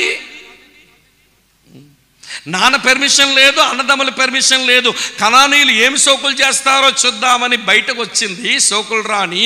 మీరండి, అక్కడ ఉన్న షెకెము రాజకుమారుడు ఈ పిల్లని చూసి ఈ పిల్లను అవమానపరిచాడు. లబోదిబం అనుకుంటూ వచ్చి అన్నదమ్ముల దగ్గరికి రాగానే మా చెల్లి అవమానపరచబడిందని వీళ్ళిద్దరు కోపం వచ్చింది. వాళ్ళిద్దరి పేర్లు లేవి షిమియోనులు. కోపం వచ్చింది, మా చెల్లిని అవమానపరుస్తాడా వాడు అని. మీరు కోపడుతున్నారని వాళ్ళు తెలిసి, ఒరే బాబు మీకు మాకు కయ్యం ఎందుకు, మేము వియ్యమందుదాము అని పాపం వాళ్ళు అన్యులైనా కానీ మంచి మనసుతో ఎదురొచ్చారు. అప్పుడు వీళ్ళు అంటారు, మేము సున్నతి పొందిన మనుషులం, సున్నత లేని వాళ్ళకి మా ఆడపిల్లనిచ్చి పెళ్లి చెయ్యం. మా పిల్ల మీద మీకు మోజు ఉంటే, మా పిల్ల మీకు కావాలనుకుంటే మీ రాజకుమారుడు కాదు, మీ వెళ్ళంతా సున్నతి పొందండి, అప్పుడు మా అమ్మాయినిచ్చి పెళ్లి చేస్తామంటే రాజుగారు కొడుకు కదా మోజు పడింది. ఇక చేసేది లేక ఏమండి కనానులో షెకెము వాసులందరూ సున్నతి పొంది వాళ్ళు ఏమండి వారి చోట్ల వారు పడుకున్నారు. సున్నతి ఒక సర్జరీ, ఒక ఆపరేషన్. సున్నతి పొందినవాడు నడవలేడు, సున్నతి పొందినవాడు పరిగెత్తలేడు, సున్నతి పొందినవాడు పోరాటాలు చేయలేడు. పాపం అందరూ సున్నతి పొంది వాళ్ళ రాళ్ళ మీద వాళ్ళ మంచాల మీద పడుకుంటే ఈ దీనా అన్నదమ్ములు లేవి షిమ్యోనులు వచ్చి వాళ్ళందరినీ కత్తివాత ఓచుకోతకు చంపేశారు. ఇప్పుడు ఆ విషయం అడుగుతాను, చెప్పండి, దేవుని ప్రజలకు నీతి ఉందా, అన్యులకు నీతి ఉందా? అమ్మా చెప్పండి అమ్మా. వాళ్ళు ఎంత నీతిగా ఉన్నారు? అందుకని యాకోబుకు చాలా బాధ అనిపించి, ఒరే మీరేంట్రా ఈ పాడు పని చేశారు, అన్ని జనుల మధ్య మీరు నన్ను భలే అవమానపరిచారు, మీరు ఏ మాట తీసుకున్నారు, మీరు చేసిన పని ఏంటి, వాళ్ళు ఎందుకు ఇలా చంపి నన్ను అవమానపరిచారు, మీరు అసహ్యులుగా చేశారు అని యాకోబు బాధపడతాడు. సరే, ఇదంతా మీకు ఎందుకు చెప్పానంటే, సున్నతి పొందిన తర్వాత నడవలేరు, పరిగెత్తలేరు, పోరాటాలు చేయలేరు. ఇప్పుడు కనాను దేశంలోకి యెహోషువ వెనకాలన్న మనుషులందరినీ తెచ్చి దేవుడు ఏం చేశాడో తెలుసా? శత్రువుల మధ్య నడవలేని, పరిగెత్తలేని, పోరాటాలు చేయలేని నిస్సహాయకులుగా పడుకోబెట్టి, ఒరేయ్ ఇంతవరకు ఏం విశ్వాసం నేర్చుకున్నారు మీరు? ఇశ్రాయేలు సైన్యములకు ముందు నడిచిన దైవమా? ఇది అర్థమైంది మీకు? నేను మీ ముందు నడిపించాను, మీకు అర్థమైంది. మీ తినడానికి తిండి లేకపోతే మన్నా ఇచ్చేవాడిని అర్థమైంది, మీ తాగడానికి నీళ్ళు లేకపోతే నీళ్ళు ఇచ్చేవాడిని అర్థమైంది. కానీ నిస్సహాయ పరిస్థితుల్లో మీరుంటే, దిక్కుతోచని పరిస్థితుల్లో మీరుంటే, శత్రువుల మధ్య మీరుంటే, నేను కాపాడే దేవుడనని కొత్త విశ్వాసం మీరు నేర్చుకోవాలి ఇప్పుడే. హల్లెలూయా. దేవుడు భలే నేర్పించాడు కొత్త విశ్వాసం. మేము ఇప్పుడు నిస్సహాయ పరిస్థితులు ఉన్నాం, శత్రువుల మధ్యలో పడుకున్నాం, వాళ్ళందరూ మీద పడి చంపితే మేము చేసుకోగలిగింది ఏమీ లేదు అని నిస్సహాయ పరిస్థితుల్లో వారు పడుకుంటే, దేవుడు ఇప్పుడు నేను కాపాడగలను అన్న విశ్వాసంతో పండుకోండి మీరు అన్నాడు. అమ్మ, అర్థమవుతున్నదా? దేవుడు నూతన విశ్వాసం నేర్పించాడు. కృపా ప్రార్థన మందిర విశ్వాసులు, వారు ఆహ్వానం తీసుకుని వచ్చిన దేవుని సేవకులు, విశ్వాసులందరూ మనము నూతనమైన విశ్వాసాలు నేర్చుకోవాలి. ఒక విషయం చెప్పనా? విశ్వాసం ఎప్పుడూ ఒకేలా ఉండిపోయేది కాదు. విశ్వాసం అంతకంతకు అది పెరుగుతూ ఉండవలసిందే. చూడండి పౌలేమన్నాడో, రోమీలకు రాసిన పత్రిక 1వ అధ్యాయం 17వ వచనం చూస్తారా? రోమా పత్రిక 1వ అధ్యాయం 17వ వచనం ఇలా ఉంది, ఎందుకనగా నీతిమంతుల విశ్వాసమూలముగా జీవించిన రాయబడిన ప్రకారం విశ్వాసమూలముగా అంతకంతకు విశ్వాసము కలుగునట్లు. ఏంటమది?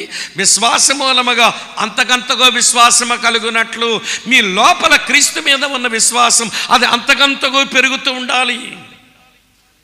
అలా అభివృద్ధి అవ్వలేదని యేసయ్య వెనకాలన్న ఈ 12 మంది శిష్యులకి అర్థమై సిగ్గు విడిచి బిడియపడకుండా అపోస్తులైన ప్రభువుని ఇట్లా అడిగారు. చూడండి ఏమని అడిగారో చూపిస్తాను. లూకాసు వార్త 17వ అధ్యాయం 5వ వచనంలో ఉంటుంది. లూకాసు వార్త 17వ అధ్యాయం 5వ వచనం చూడండి ఏముందో. అపోస్తులు అప్పటికే దాదాపు 3 సంవత్సరాలు అయిపోయింది ప్రభువుని వెంబడించి. ఇప్పుడు అడుగుతున్నారు చూడండి అపోస్తులు, మా విశ్వాసమును వృద్ధి పొందించమని ప్రభువుతో లార్డ్ ఇంక్రీజ్ అవర్ ఫెయిత్. ప్రభువా మా విశ్వాసాన్ని వృద్ధిపరచవా? మా విశ్వాసం ఎప్పుడు నూతనం అవ్వటంలా, ఎప్పుడు పాత విశ్వాసములాగానే పడున్నాం. మా విశ్వాసం అభివృద్ధి చెందాలి, మా విశ్వాసములో నూతనత్వం రావాలి, మా విశ్వాసములో మీ జైంట్స్ వీరులం అవ్వాలి. ఇప్పుడు కూర్చొని మిమ్మల్ని అడుగుతున్నాను, మన ముందున్న ఆశీర్వాదాలు, మన ముందున్న దీవెనలు, ముందున్న సంవత్సరాల్లోనివి మీ సొంతం కావాలనంటే నూతనమైన విశ్వాసాలు నేర్చుకోవాలి. గట్టిగా దేవుని స్తోత్రం చెప్తారా? మొదటిది ఏంటమ్మా? నూతనమైన స్థానం, న్యూ పొజిషన్. రెండవది ఏంటి? నూతనమైన విశ్వాసం. ఈ 2 వచ్చినాయి వాళ్ళకి. వారు ముందున్న వాటిని స్వాధీనపరచుకోవడానికి ఈ 2 వచ్చాయి. కృపా ప్రార్థనా మందిరమా, కువైట్ దేశంలో ఉన్న తెలుగు సంఘ విశ్వాసులారా, సేవకులారా, ఈ న్యూనెస్ రావాలి మన సంఘాలలో. మీకు ఒక విషయం చెప్పనా? ఇక్కడ అందం కొరకు చాలా పెట్టారు. ఫ్లవర్స్ మన ఇంట్లో కూడా పెట్టుకుంటాగా, ఫ్లవర్ వాజ్లు పెట్టుకుంటాం కదా. ఆకులు కొంచెం నిలుపుదాం, ఏమైనా జిగురు వస్తుందంటారా? వీటికి రాదు. ఆ పువ్వులు ఉన్నాయి, ముక్కు దగ్గర పెట్టే వాసన చూద్దాం, ఏదైనా వాసన వస్తుందంటారా మీరు? రాదు. దానికి ఏమైనా కాయలు ఉన్నాయి, అవి నోట్లో పెట్టుకొని కొరుకుదాం, ఏవైనా కొరుకుడు పడతాయి? అవి పడవు. ఏమి ఎందుకనంటే, అమ్మ వింటున్నారా, ఇవి ప్లాస్టిక్ వండి. ఈరోజు చూసాం ఎలా ఉన్నాయో, ఆదివారం చూద్దాం అలానే ఉంటాయి, వచ్చే ఆదివారం చూద్దాం అలానే ఉంటాయి. కానీ రోడ్డు బయట ఉంది, ఒక చిన్న చెట్టు ఉంది, దాని ఆకిట్లా నలిపితే ఏమొస్తుంది? శాప్, జిగురు ఏమంటే బయటకు వచ్చింది. అర్థమవుతుందా? దానికి ఏదో పువ్వు వచ్చింది, దానికి ఏదో వాసన ఉంది. దానికి ఏదో కాయ వచ్చింది, అది కొరుకుడు పడుతుంది అన్నట్టు. దాన్ని చూస్తుంటే నిన్న ఉన్నట్టు ఈరోజు ఉండదు. నిన్న లేని తొడుగు ఈరోజు కనబడుతుంది, ఈరోజు లేని ఆకు రేపు కనబడుతుంది, రేపు కనబడని మొగ్గ ఎల్లుండి కనబడుతుంది, ఎల్లుండికి లేని పువ్వు ఆ తర్వాత రోజు కనబడుతుంది, ఆ తర్వాత రోజుకి లేని కాయ ఆ తర్వాత రోజు కనబడు. న్యూనెస్. దీనికి వాటికి తేడా ఏంటి? ప్లాస్టిక్ ఫ్లవర్ వాస్కి ఇంటి బయట ఉన్న ఒక చిన్న చెట్టుకి ఉన్న తేడా ఏంటనంటే దీనికి జీవం లేదు, ఆ చిన్న చెట్టుకి ఏముంది? క్రైస్తవుడు అంటే జీవం లేనోడు కాదు. అందుకే నూతనత్వం కావాలంటున్నాను. క్రైస్తవుడు అంటే జీవం ఉన్నవాడు. కావాలంటే చూడండి, చూపిస్తాను. 1 యోహాను పత్రిక 5:12 రాసి ఉంది. 1 యోహాను పత్రిక 5:12 చూడండి. దేవుని కుమారుని అంగీకరించువాడు జీవము గలవాడు, దేవుని కుమారుని అంగీకరింపనివాడు జీవము లేనివాడే. యేసు దేవుని కుమారుడని అంగీకరించాం గనక మన జీవమున్న జీవము గల దేవుని బిడ్డలం. గట్టిగా చప్పట్లు కొట్టి స్తోత్రం చెబుదామా? అర్థమవుతుందో వ్యర్థమవుతుందో? మన ఎవరు? జీవము గల దేవుని యొక్క జీవము గల దేవుని పిల్లలం. అందుకే మన న్యూనెస్ కనబడాలి. 2019లో నా విశ్వాసానికి 2025లో నా విశ్వాసానికి చాలా తేడాలు కనబడాలి. అప్పుడు కొన్ని నమ్మలేకపోయాను, ఇప్పుడు నమ్మగలుగుతున్నాను. అప్పుడు దేవుని మీద ఆధారపడలేకపోయాను, ఇప్పుడు అన్ని విషయాలు ఆధారపడుతున్నాను. అప్పుడు దేవుని గారు గొప్ప కార్యాలు చేయలేకపోయాను, ఇప్పుడు నేను చేయగలుగుతున్నాను. న్యూనెస్. నూతనత్వం, నూతనత్వం, నూతనత్వం. జీవముందు గనక నూతనత్వం. నువ్వు ప్లాస్టిక్ చెట్టు దానివి అయితే నీ దగ్గర నూతనత్వం ఎందుకు మేము ఆశించాలి? నువ్వు ప్లాస్టిక్ చెట్టు లాంటి వాడు అయితే నీ దగ్గర నూతనత్వం ఎందుకు ఆలోచించాలి? మన జీవం ఉన్న వారం గనక నూతనత్వం వచ్చి కనబడాలి. అందుకే నూతనమైన విశ్వాసం నేర్చుకోవాలి. ఎప్పటికెన్ని చెప్పాను మీకు? 2 చెప్పాను. 3 చెప్తాను రండి. నూతనమైన స్థానం, నూతనమైన విశ్వాసం. ఈ 2 అవసరం. జాషువా, నీ వెనకాలన్న ఈ సంఘానికి అనుగ్రహించు, ముందున్న ఆశీర్వాదాలు మీరు సొంతమవుతాయి అన్నాడు. 3వ సంగతి చెప్తాను రండి. 9వ వచనం ఇలా రాసి ఉంది. యెహోషువ గ్రంథం 5:9 చదువుతున్న. అప్పుడు యెహోవా, నేడు నేను ఐగుప్తు అవమానం మీ మీద ఉండకుండా దొర్లించి వేసి ఉన్నానని యెహోషువతో అనెను. అందుచేత నేటి వరకు ఆ చోటికి గిల్గాలు అని పేరు. ఈ వచనంలో నాకు కనబడుతున్న ఒక నూతనమైనది ఏంటనంటే నూతనమైన గౌరవం, న్యూ హానర్. పాత అవమానము దొర్లించబడింది, నూతనమైన గౌరవం ప్రసాదించబడింది. ఏమిటండి వీళ్ళకున్న పాత అవమానం అంటే? అమ్మ వింటున్నారా మీరంతా? వీళ్ళకున్న పాత అవమానం ఏంటి అంటే, ఐగుప్తీయులు అన్నారు, మా చేతుల్లోంచి ఎవడు మిమ్మల్ని విడిపిస్తాడు? మీరు మమ్మల్ని విడిచిపెట్టి మీరెట్లా దూరంగా పోతారు? మీరు కనాను దేశంలో మీరెట్లా అడుగు పెడతారో చూస్తాము అని అవమానపరిచారు ఐగుప్తీయులందరూ. కానీ యెహోషువ నాయకత్వాన ఇప్పుడు దేవుని ప్రజలందరూ కనానులో అడుగు పెట్టడం జరిగిపోయింది. స్తోత్రం చెబుదామా? అడుగు పెట్టేశారుగా. అంటే వారికి ఏమిచ్చాడు దేవుడు? ఇప్పుడు నూతనమైన పాత అవమానం దొర్లించేసా, నూతనమైన గౌరవం మీకు ఇచ్చా. ఇప్పుడు అదే విషయం కృపా ప్రార్థన మందిరకైనా మనకైనా పాత అవమానాలు దొర్లించబడాలి, నూతనమైన గౌరవాలు మన సంప్రాప్తం అవ్వాలి. ఈ 2 ఎక్కడున్నాయో ఒకే దగ్గర చూపిస్తే మనకున్న అవమానాలు ఏంటో తెలుస్తాయి, మనకున్న గౌరవాలు ఏంటో మీకు తెలిసిపోతాయి. ఒకసారి రోమాపత్రిక 6వ అధ్యాయానికి రండి. 2 పక్కపక్కనే చూపిస్తాను మీకు. రోమాపత్రిక 6వ అధ్యాయంలో 21వ వచనం. రోమాపత్రిక 6వ అధ్యాయం 21వ వచనం చూడండి. అప్పటి క్రియల వలన మీకేమి ఫలము కలిగెను? వాటిని గురించి మీరు ఇప్పుడు సిగ్గుపడుచున్నారు కాదా? వాటి అంత మరణమే. ఇప్పటి కాదు.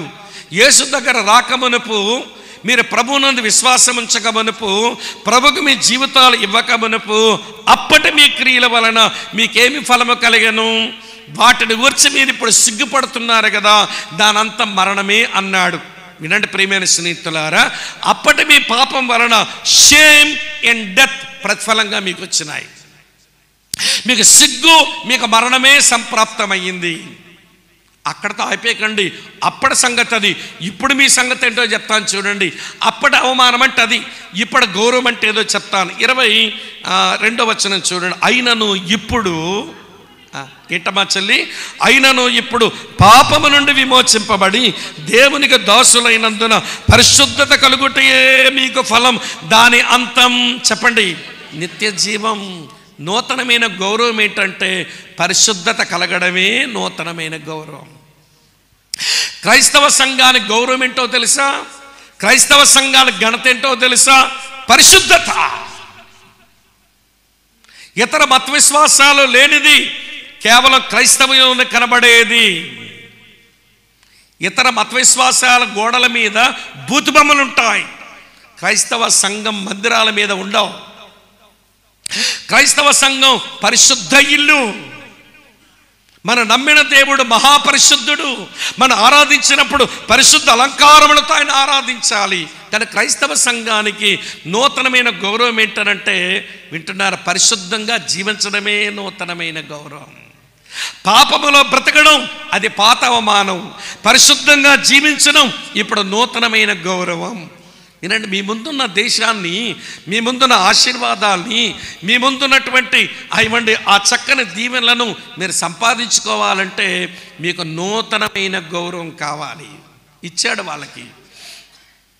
ఇప్పుడు మనతో కూడా అంటున్నాడు, ముందున్న 11వ సంవత్సరం కువైట్ దేశంలో కృపా ప్రార్థనా మందిరం ఆయా సంఘాల నుంచి వచ్చిన మనమంతా ముందున్న ఆశీర్వాదాలు, ముందున్న దీవెనలు మన సొంతం చేసుకోవాలంటే మనకు కావలసిన న్యూ హానర్,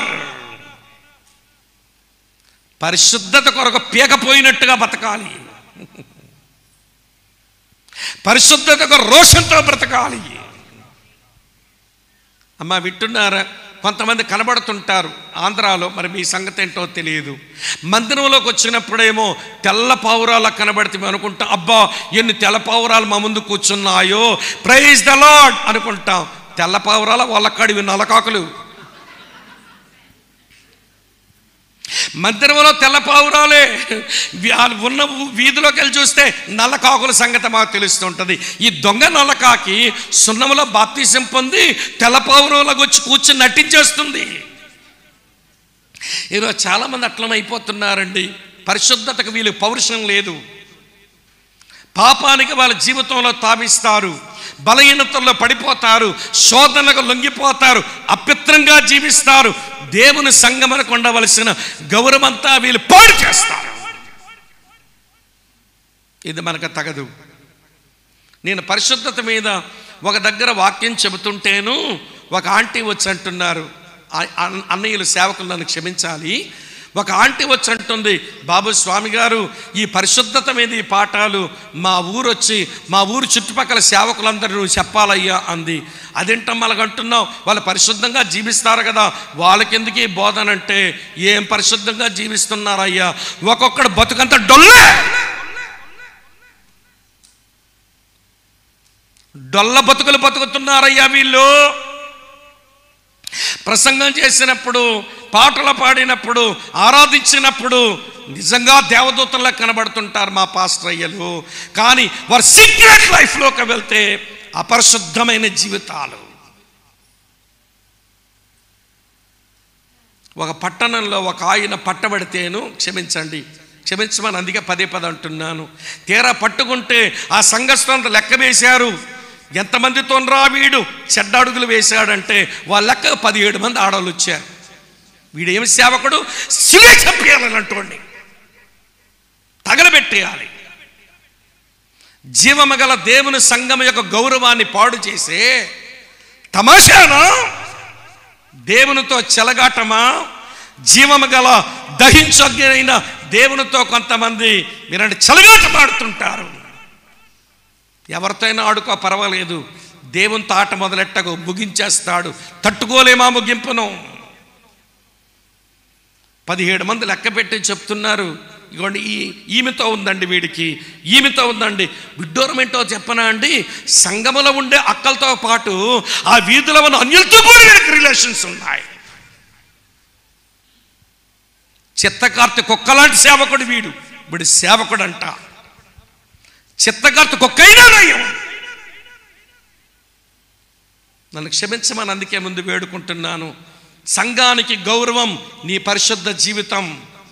విశ్వాసమైన, సేవకులమైన, పెద్దలమైన, పరిచారకులమైన సంఘానికి రెస్పెక్ట్ ఏంటంటే హోలీనెస్, పరిశుద్ధత. అంతే. ఆ పరిశుద్ధతను భంగపరిచిన రోజున ప్రభు తన రక్తముతో కొనుక్కున్న సంఘానికి మన అవమానము తెచ్చినప్పుడు, ఆయనకు అగౌరవపరిచినప్పుడు ఆయన వ్యవహరించే తీరు తట్టుకోలేము. ప్రేమతో బాధతో చెప్తున్నాను ప్రియులారా, ఈరోజు సంఘాలకు అలాంటి రెస్పెక్ట్ పోతుంది. మా దగ్గరే పాడు పనులు ఉంటాయో ఆ క్రైస్తవుల మధ్యవే పాడు పనులు ఉంటాయండి. మాకు మీకు ఏంటండి పెద్ద వ్యత్యాసం? నేను అన్నాను, క్రైస్తవులకి మీకు ఉన్న వ్యత్యాసం ఏంటో, మేము హోలీనెస్ కొరకు ప్రోకులాడతామంటే ఓ చెప్పేవలా బోయ్, మీరు పరిశుద్ధత కొరకు ప్రోకులాడిపోతారా, చెప్పమంటావా విప్పమంటావా అన్నాడు ఒక ఆయన. అరే వాళ్ళు నోరెత్తి మాట్లాడగలుగుతున్నారు అంటే మన పరిశుద్ధత ఏమైపోయిందండి? పరిశుద్ధత కొరకు ఆరాటం ఏదండి? దావీదు నాకు భలే నచ్చుతాడు. దావీదు పాపం చేసిన మాట నిజమే, కానీ పవిత్రపరచడానికి ఏమని ప్రార్థన చేశాడనంటే, హిమము కంటే తెల్లగా ఉండునట్లు నీవు నన్ను కడుగు అన్నాడు. ఆ వచ్చిన నాకు భలే విడ్డూరం అనిపించింది. హిమమే తెల్లగా ఉంటుంది కదండి, హిమము కంటే తెలుపేంటి? ఎక్కడ ఉన్నారా లేదా? ఏంటో మీ గుండెలు గుబేలమంటున్నట్టున్నాయి. అసలు హిమమే తెల్లగా ఉంటుంది కదండి, హిమము కంటే తెల్లగుండునట్లు నువ్వు నన్ను కడుగంటాడేంటి? నాకు అది అర్థం కాల. అక్కడ ప్రశ్న మార్క్ వేసుకున్నా. చాలా కాలం అది అట్లనే క్వశ్చన్ మార్క్గా ఉండిపోయింది వచ్చిన దగ్గర. ఒకసారి హిమాచల్ ప్రదేశ్ మనాలిలో ఎవడి సేవకుల కూడికల వాక్యం చెప్పడానికి వెళ్ళిన తర్వాత ఎవడి సేవకుల కూడికలు అయిపోయినాయి. ఆ కార్గిల్ వెళ్ళే దారిలో, పాకిస్తాన్ దారిలో ఒక ప్రాంతం రోహతంగ్ పాస్ అని ఉంటుంది. అన్న మీరు చూడవలసిన స్థలం అన్నా ఆడ తీసుకెళ్తామని చెప్పి నన్ను రోహతంగ్ పాస్ తీసుకెళ్ళారు. అదే కార్గిల్ దారి. దాని గుండా వెళ్ళిపోతే పాకిస్తాన్లోకి అడుగు పెడతామన్నమాట. సరే, ఆ దారిలో వెళ్తుంటే టూరిస్టులు అందరూ వచ్చి ఆ మంచు ముద్దలు తీసి బాల్లా తీసుకుని ఒకరిని కొట్టుకుంటున్నారు. నాకు తీయాలనిపించింది. అప్పుడు చాలా చిన్నోడిని కూడా. నాకు కొంచెం మంచు ముద్ద తీసి బాల్లాగా చేసి ఎవరైనా కొడదామనుకుంటే నా వెనకాల ఇద్దరు సేవకులు ఉన్నారు. వీళ్ళిద్దరు 70 సంవత్సరాలు పైబడిన ముసలోళ్ళు. ఈ సేవకులు వీళ్ళకేం కొట్టను. నేను తీసి ఇలా ముద్ద చేసేసరికి ఒక అన్నయ్య అంట, ఏం బ్రదర్ మీకు బంతులేసి కొట్టాలని ఉందా అన్నాడు. ఏం లేదు అన్నయ్య, ఊరికే తీశాను అన్నాను, కొడతాను లేక. మొత్తానికి ఆ బాల్లో తీసి ఇట్లా పట్టుకుంటే దేవుడు మాట్లాడుతున్నాడు, స్వామి హిమము కంటే తెల్లగా ఉన్నట్టు నన్ను కడుగమని దావీదు అడిగితే హిమమే తెల్లగా ఉంటుంది కదా, ఇంకా దాన్ని కడగాల్సిన పని ఉందని నువ్వు నన్ను అడిగావుగా, చాలా జాగ్రత్తగా చూడు మంచు ముద్దని అన్నాడు ప్రభు. ఇలానే నిలబడిపోయాను అక్కడ. అన్నయ్యలు ఇద్దరు అలా చూస్తున్నారు. ఏం బ్రదర్ అంటే, ఒక్క నిమిషం అన్నా నడవండి వస్తానన్నాను. ఆ మంచు ముద్ద ఇట్లా పట్టుకొని చూస్తుంటే చిన్ని చిన్ని నడతలు ఉన్నాయి ఇందులో. ఆ దారి గుండా వెళ్ళిపోతున్న ఆర్మీ వాళ్ళ లారీలు, ఆ దారి గుండా వెళ్ళిపోతున్న టూరిస్టుల కార్లు, వాటి మీద ఉన్న దుమ్మంతా ఎగిరిపోయి ఈ మంచు ముద్దల మీద పడితే ఆ మంచు ముద్ద తెల్లగా ఉన్న చిన్ని చిన్ని నడతలు ఉన్నాయి. చూసావా దావీదుకు పరిశుద్ధత కొరకు ఎంత ఆరాటం వచ్చిందో. నా బ్రతుకులో చిన్ని చిన్న పాప నడత ఉండడానికి వీల్లేదు, హిమమ కంటే తెల్లగా ఉండినట్లు కడుగన్నాడు. హల్లెలూయా. క్రైస్తవులకు ఆరాటం ఉండాలి. ఇక్కడ కూర్చున్న మనందరికి ఆరాటం ఉండాలి. ప్రభువా హిమమ కంటే తెల్లగా ఉండినట్లు నన్ను కడుగు అని వేడుకుంటే మన సంఘాలకు, మన కుటుంబాలకు నూతనమైన గౌరవం వస్తుంది. ముందున్న ఆశీర్వాదాలు మనవే, ముందున్నటువంటి దీవెనలు మనవే. ఎందుకంటే మన కొరగా ఉంచాడు. కాకపోతే షరతులు వర్తిస్తాయి వాటికి గనక. నూతనమైన స్థానం, నూతనమైన విశ్వాసం, నూతనమైన గౌరవం. 3 చెప్పాను. అర్థమవుతుందో వ్యర్థమవుతుందో? అర్థమవుతుంది. మంచి 4వ చెప్తాను రండి. అదే యెహోషువ గ్రంథం 5వ అధ్యాయం చదువుతున్నాను చూడండి ప్రియులారా. యెహోషువ గ్రంథం 5వ అధ్యాయం నేను 10వ వచనం చదువుతున్నాను. ఇశ్రాయేలీలు గిల్గాలులో దిగి ఆ నెల 14వ తేదీని సాయంకాలమున యెరికో మైదానములో పస్కా పండగను ఆచరించిరి. ఇప్పుడు ఆ ప్రశ్న మిమ్మల్ని అడుగుదామనుకుంటున్నాను. ఇశ్రాయేలు ప్రజలు ఇప్పటి వరకు ఎన్ని పస్కాలు ఆచరించారంటారు?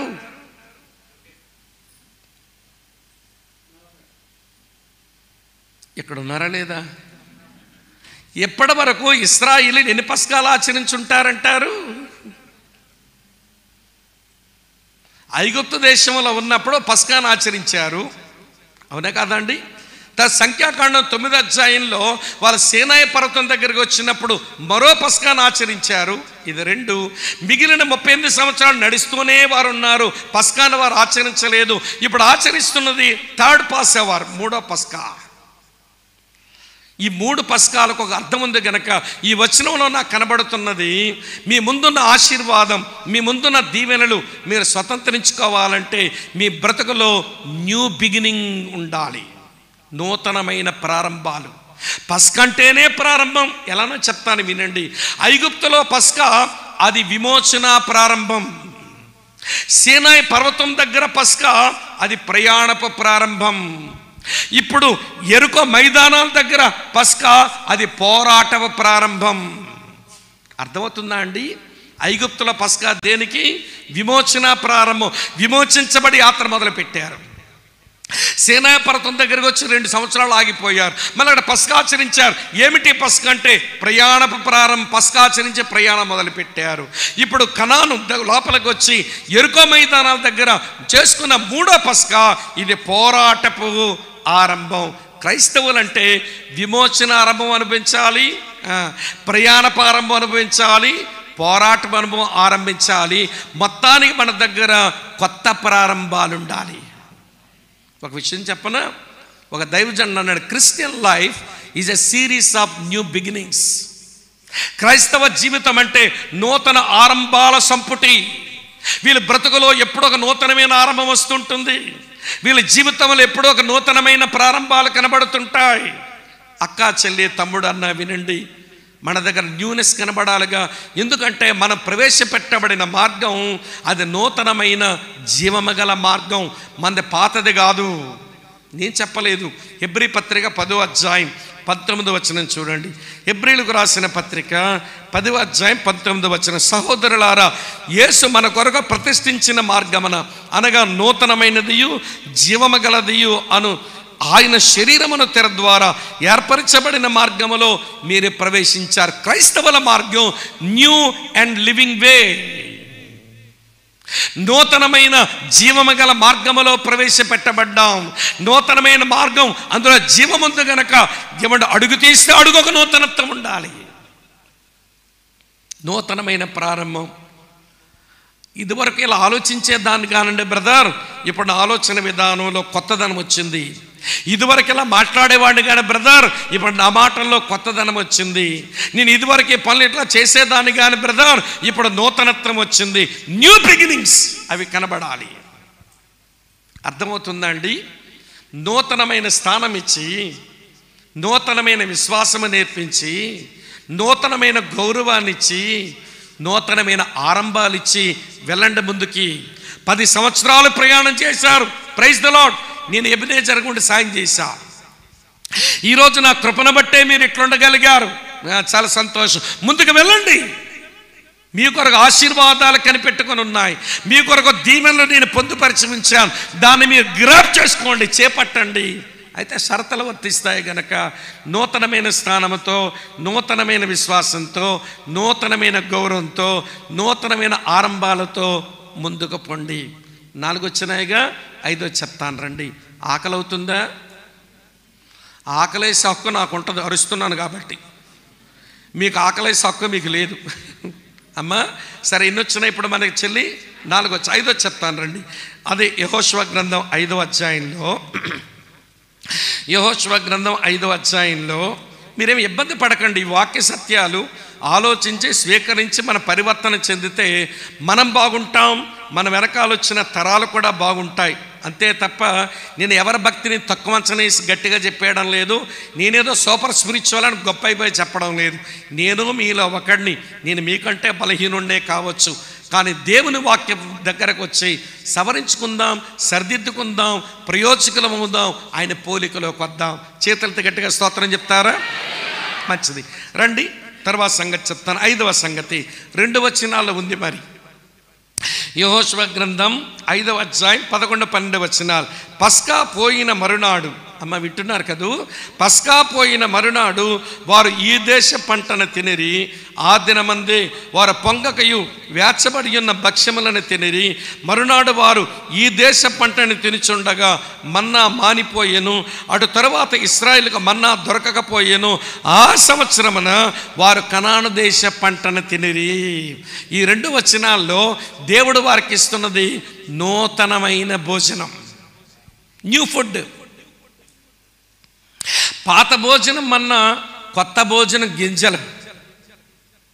పాత భోజనం ఆకాశం నుంచి కురిసిన మన్నా, కొత్త భోజనం కనానులో పండిన గింజలు. మీకు విడగొట్టిన ఈ 2. మన్నా సుకుమారమైన భోజనం అండి. కూర్చుకోవడానికి ఏమైనా కష్టపడాలా? తెల్లవారు కానీ ఆ పొలాల్లో చూస్తే ఆకాశం నుంచి పడిన మన్నా కురిసి ఉంటుంది. ఎవరు కావలసింది వారు గంపలు ఎత్తుకొని ఇంటికి తీసుకుని పోవచ్చు. కూర్చుకోవడానికి కష్టం లేదు. పోనీ కొరకడానికి ఏమైనా కష్టం ఉందా? నోట్లో పెట్టుకుంటే ఆపోపోలా కరిగిపోతుందంట. అమ్మ వింటున్నారా? సరే, దాన్ని కొరకడానికి కష్టం లేదు. పోనీ కరిగించుకోవడానికి ఏమైనా కష్టం ఉందా? లోపలికి పోయింది, కరిగించుకోవడానికి పెద్ద కష్టం లేదు. కూర్చుకోవడానికి కష్టం లేదు, కొరకడానికి కష్టం లేదు, కరిగించుకోవడానికి కష్టం. మీరు ఎవరైనా బ్రదర్ స్వామి ఈ ఫంక్షన్లో 3 ఐస్ క్రీములు తిన్నాను అరగలేదనే వాళ్ళు ఉంటే చెప్పండి, మీ కాళ్ళకు దండం పెడతా. ఐస్ క్రీములు అరకపోవడం ఏంటంటే బుద్ధి లేకపోతే కానీ. నువ్వు తిన్న మాంసం అరిగి ఉండదేమో, నువ్వు తిన్నటువంటి పలావ్ అరిగి ఉండదేమో, కానీ ఐస్ క్రీమ్ అది వాటర్ అండి. లోపలికి పోయాక నీళ్లు లోపల పోద్దాన్ని కరిగించుకోవడానికి పెద్ద కష్టం లేదు. మన్నా అంతే.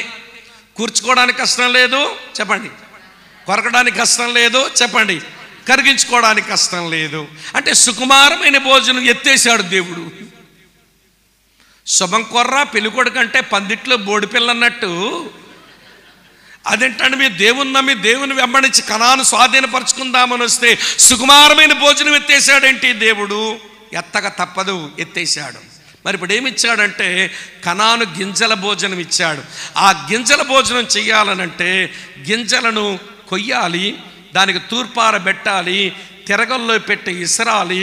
ఇసిరిన పిండితో రొట్టెలు చేసుకోవాలి. మీరు కబ్బూసులు అంటారే, అవి తినాలంటే చాలా నైపుణ్యం ఉండాలి. ఇష్టం వచ్చిన నమిలేద్దాం అనుకుంటే లోపల కట్ అయిపోద్ది. చాలా చాకచక్యంగా తినాలి కబ్బూసులు. వింటున్నారా మీరంతా? ఇప్పుడు గింజల భోజనం చాలా కష్టమైన భోజనం పెట్టినాడు దేవుడు. కూర్చుకోవడానికి తంటాలు పడాలి, తూర్పారు పెట్టడానికి కష్టపడాలి, తిరగల విసరడానికి కష్టపడాలి, దాంతో కబ్బూసులు చేయడానికి కష్టపడాలి, నోట్లో పెట్టి కొరగడానికి కష్టపడాలి, పట్టులోకి పోయా కరిగించుకోవడానికి కష్టపడాలి. సుకుమారమైన భోజనం లేపేసి కష్టమైన భోజనం పెట్టాడు ఏంటండి దేవుడు? ఆయన మనసేంటో చెప్పనా? మన్నా భోజనం సుకుమారమైన భోజనం, అది కేవలం ప్రయాణానికే. తిన్నావు నడిచావు, తిన్నావు నడిచావు, తిన్నావు నడిచావు. ఇంత కష్టమైన భోజనం ఎందుకు నీకు? సుకుమార భోజనం ఇచ్చినాడు. మన్నా ప్రయాణపు భోజనం అంతే.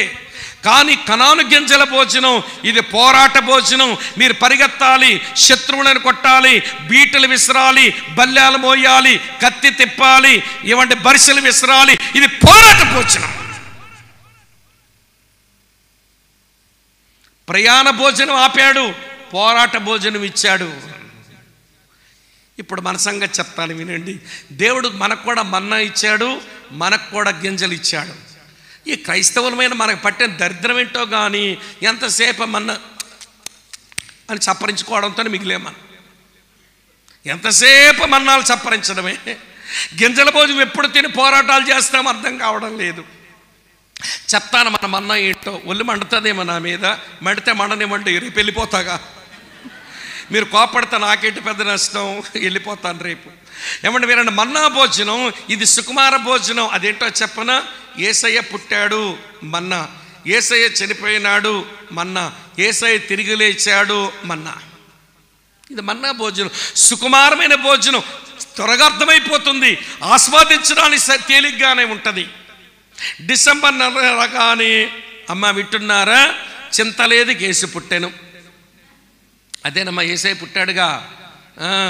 తర్వాత ఏప్రిల్ నెల రాగానే అమ్మ వింటున్నారా, సిలువలో, ఆ సిలువలో, ఆ ఘోర సిలువలో గుడ్ ఫ్రైడే. అక్కడ 3 రోజులు తిరిగిన తర్వాత ఒక ఆదివారం వచ్చిన రోజు వస్తుంది కదా, ఏంటది? ఈస్టర్. అప్పుడు గీతం గీతం జై జై గీతం చేయి తట్టి పాడుదాము, యేసు రాజు లేచెను హల్లెలూయా జయమర్భటించెదం. Christmas, good Friday, Easter. Christmas, good Friday, Easter. సప్పరించుకొని బతుకుతున్నాం అంతే. ఒరే, ఎక్కడున్నా నన్ను మీరు చూడాలరా, ఎక్కడున్నా నేను చేసే సేవలు మీరు అందుకోవాలరా. నేను ఇంకా తొట్టు దగ్గర లేను. తొట్టు చుట్టూ తిరుగుతారే తొట్టు గ్యాంగోల్లాగా. మరియా యోసేపులు తొట్టులో నన్ను ఎత్తుకొని తీసుకుని వెళ్ళి ఐగుప్తు నాకు మందిరం తీసుకువెళ్ళి అక్కడి నుంచి మళ్ళీ ఐగుప్తు తీసుకుని వెళ్ళి నాకు చేయాల్సిన సేవలు చేసి తొట్టులో లేను. తొట్టు చుట్టూ తిరక్కండి తొట్టు గ్యాంగోల్లాగా. అంటే క్రిస్మస్కి ఎగ్నెస్ట్ ఏమో అన్నప్పుడే సేవకుల గుండెలు గుబేలం అంటుంది. ఇదేంట్రా ఇలా చెప్తున్నాడు వీడని. నేను క్రిస్మస్కి ఎగ్నెస్ట్ కాదు. ఏమంటే తొట్టులో ఉన్న యేసు ప్రభు అక్కడ లేడు. అక్కడే మనసు నిలిపేలా చేయకూడదు. మన మనసు అక్కడే పెట్టుకొని ఉండకూడదు. పుట్టాడు, మనలాంటి పాప శరీర ఆకారంతో వచ్చాడు, దానివల్ల కొన్ని ప్రయోజనాలు మనకున్నాయి, ధ్యానం చేద్దాం. సిలువలో ఉన్న యేసు ప్రభు, సిలువ చుట్టూ తిరుగుదామా? ఒరే, ఆ రోమీల్ని చచ్చిపోయాలని పక్కలో వాడు బల్లెపోట పొడిచి సిలువ మెంచిన దింపేశారు. ఇంకా సిలువ చుట్టూ తిరుగుతారింట్రా మీరు? ఇంకా సిలువ మీద నేను లేను, దించేశారు. మరి సమాధి దగ్గరికి వచ్చారంటే మీరు, సమాధిలో కూడా లేను. అక్కడ దేవదూత అన్నాడు, సజీవుడిని మృతుల్లో వెతకడానికి వచ్చారేంటి, ఆయన ఇక్కడ లేడు, పొండిక్కడి నుంచి అన్నాడు. కానీ క్రైస్తవులు ఏం చేస్తామో తెలుసా? డిసెంబర్ నెల రాగానే తొట్టె, మార్చి నెల రాగానే సిలువ, అక్కడ 3 రోజులు తిరగగానే సమాధి. ఎంతసేపు క్రిస్మస్, గుడ్ ఫ్రైడే, ఈస్టర్ మన్నా చప్పరించు. క్రిస్మస్, గుడ్ ఫ్రైడే, ఈస్టర్ మన్నా చప్పరించుకో. క్రిస్మస్, గుడ్ ఫ్రైడే, ఈస్టర్ మన్నా చప్పరించుకో. ఆయన అక్కడికి వెళ్ళి సేవలు చేస్తున్నాడు. అది ఇప్పుడు ధ్యానం చేస్తాం. అది గింజల భోజనం. దేవునికి స్తోత్రం చెబుదామా? ఏది గింజల భోజనం? ఆయన తండ్రి కుడిపార్శ్వమునకు వెళ్ళి సంఘమును శిరస్సుగా ఉండి అక్కడి సేవలు చేస్తున్నాడు. సంఘమునకు ఉత్తరవాదిగా ఉండి సాతానుతో మన పక్షమున పోరాటం వాదిస్తున్నాడు. తండ్రి కుడిపార్శ్వము నుండి ప్రధాన యాజకుడు గుండి సేవలు చేస్తున్నాడు. తండ్రి కుడిపార్శ్వము నుండి విజ్ఞాపనకర్తగా సేవలు చేస్తున్నాడు. అక్కడున్న నన్ను చూడండి, నేను చేసి సేవలు పొంది మీరు నా పోలికలోకి రండిరా బాబంటే అది పోరాట జీవితం. ఇది ప్రయాణ భోజనం. ఎంతసేపు ఏమనుకోరు కదా, మీకు ఎంత ఒళ్ళు మంటుద్దో ఏమండి. అంతసేపు క్రిస్మస్, గుడ్ ఫ్రైడే, ఈస్టర్. చింతలేదు గీసి పుట్టాను, సిలువలో ఆ సిలువలో గీతం గీతం జై జై గీతం. అసలు నేను ఇక్కడ లేనురా బాబు, తొట్టులో లేను, తీసేశారు నన్ను అక్కడి నుంచి. సిలువ మీద లేను, దించేశారు రోమీలు అక్కడి నుంచి. సమాధిలో లేను, మృత్యుంజయ తిరిగి లేచాను. ఎక్కడే వెతుకుంటూ కూర్చుంటున్నారేంటి? నేను ఆ తండ్రి కుడిపార్శ్వానికి వెళ్ళాను. మీ అందరికీ నేను శిరస్సునైతిని, మీ అందరికీ ఉత్తరవాదినైతిని, మీ అందరికీ విజ్ఞాపనకర్తనైతిని, మీ అందరికీ ప్రధాన యాజకుడినైతిని. అక్కడ ఉండి నేను చేసిన సేవలు పొందుకుంటే సాతానుతో పోరాటం చేయగలుగుతారు, మీరు లోకంతో పోరాటం చేయగలుగుతారు, మీ శరీరంతో పోరాటం చేయగలుగుతారు. మీరు నా పోలికలోకి వస్తారు. తినండ్రా గింజలంటే మేము కొరకలేం కబ్బూసులు అన్నట్టుగా సప్పరించుకుంటాం. ఏంటి? ఎప్పుడు మనకు మెచ్యూరిటీ వస్తుందండి క్రిస్టియానిటీలో? ఎప్పుడు మన పరిపక్వతలోకి వస్తాం? ఎప్పుడు మనం ఎదుగుతాం? ఇలా మాట్లాడుతుంటే నెచ్చుకుంటున్నారు కానీ ఆలోచించట్లేదు మన వాళ్ళు. ఎక్కడ మన దృష్టి ఉండకూడదో అక్కడే దృష్టి పెట్టుకుంటున్నాం. ఎక్కడ మన మనసు తిరగకూడదు అక్కడే మన మనసులు తిరుగుతున్నాయి. ప్రభు అక్కడ ఉండి ఎప్పుడు నా వైపు చూస్తారు వీళ్ళు? ఒక విషయం చెప్పనా? ఆయన ప్రసంగం సేవ చేయడానికి, భూమి మీద ప్రసంగాల సేవ చేయడానికి 3.5 సంవత్సరాల కంటే ఎక్కువ పెట్టుకోలే. చాలు 3.5 సంవత్సరాలు. కానీ ప్రార్థన చేయడానికి, మనందరి గురించి ప్రార్థన చేయడానికి 2000 సంవత్సరాలు పెట్టుకున్నాడు ఇప్పటి వరకు. ఏ పరిచర్య గొప్పదైంది ఆయన దృష్టిలో? ప్రసంగ సేవ కాదు యేసయ్య దృష్టిలో పెద్దది గొప్పది. ప్రార్థనా పరిచర్యే పెద్దది గొప్పది. ప్రసంగ సేవకు 3.5 సంవత్సరాలు సరిపెట్టుకున్నాడు ఆయన. ప్రార్థనా పరిచర్యకు ఎప్పటికి 2000 సంవత్సరాలు అయిపోయింది. నీ గురించి ప్రతిరోజు వినిపిస్తున్నాడు. నా గురించి ప్రతిరోజు విజ్ఞాపన చేస్తున్నాడు. దానివల్ల వచ్చే ప్రయోజనం పొందుకొని ఆయన స్వారూప్యములోకి మనం వస్తే, అక్కచెల్లులారా, అన్నదమ్ములారా, మన క్రీస్తు స్వారూప్యములోనికి మనం చేరుకుంటాం. ఎన్ని చెప్పాను ఇప్పుడు మీకు? అర్థమవుతుందమ్మా? ఎప్పుడు ముగిస్తారని ఎదురు చూస్తున్నారా? మీ మొఖాలు సొరకాయ మొఖాల్లో ఉంటే ఆపుదాం అనుకుంటున్నాను. మీ మొఖాలు గుమ్మడికాయ మొఖాల్లో కనబడుతున్నాయి. ఇంకేదైనా చెప్పురా వింటామన్నట్టు కూర్చున్నారు మీరు. చెప్పండి. నూతనమైన స్థానం, నూతనమైన విశ్వాసం, నూతనమైన గౌరవం, నూతనమైన ఆరంభం, నూతనమైన భోజనం. ఎందుకంటే ముందున్న ఆశీర్వాదాలన్నీ స్వతంత్రించుకోవడానికి. తమ్ముడు జోసెఫ్ జాయ్, తమ్ముడు పీటర్, తమ్ముడు విల్సన్, కృపా ప్రార్థనా మందిర విశ్వాసులకి నూతనమైన పందాలు నడిపించండి. వారి ముందున్న ఆశీర్వాదాలు, దీవెనలు స్వతంత్రించుకుంటారు వాళ్ళు. అమ్మ 5 అయినాయి కదా, 6 చెప్తాను రండి. యెహోషువ గ్రంథం 5వ అధ్యాయంలో చదువుతున్నాను. 13, 14 వచనాలు ఇలా ఉన్నాయి. యెహోషువ యెరికో ప్రాంతమున ఉన్నప్పుడు అతడు కన్నులెత్తి చూడగా దూసిన కత్తి చేత పట్టుకొని ఉన్న ఒకడు అతని ఎదుట నిలిచి ఉండెను. యెహోషువ అతని యొద్దకు వెళ్ళి, నువ్వు మా పక్షంగా ఉన్నవాడవా, మా విరోధుల పక్షంగా ఉన్నవాడవా అడుగా. అతడు, కాదు, యెహోవా సేనాధిపతిగా నేను వచ్చి ఉన్నాను అనెను. యెహోషువ కన్నులెత్తి చూస్తున్నాడు. అమ్మ వింటున్నారా మీరంతా? యెహోషువ కన్నులెత్తి చూస్తుంటే దూషణ కత్తి చేత పట్టుకొని కనబడుతున్నాడు. శరీర దారి కాక మనుపు మన ప్రభువైన యేసుక్రీస్తు.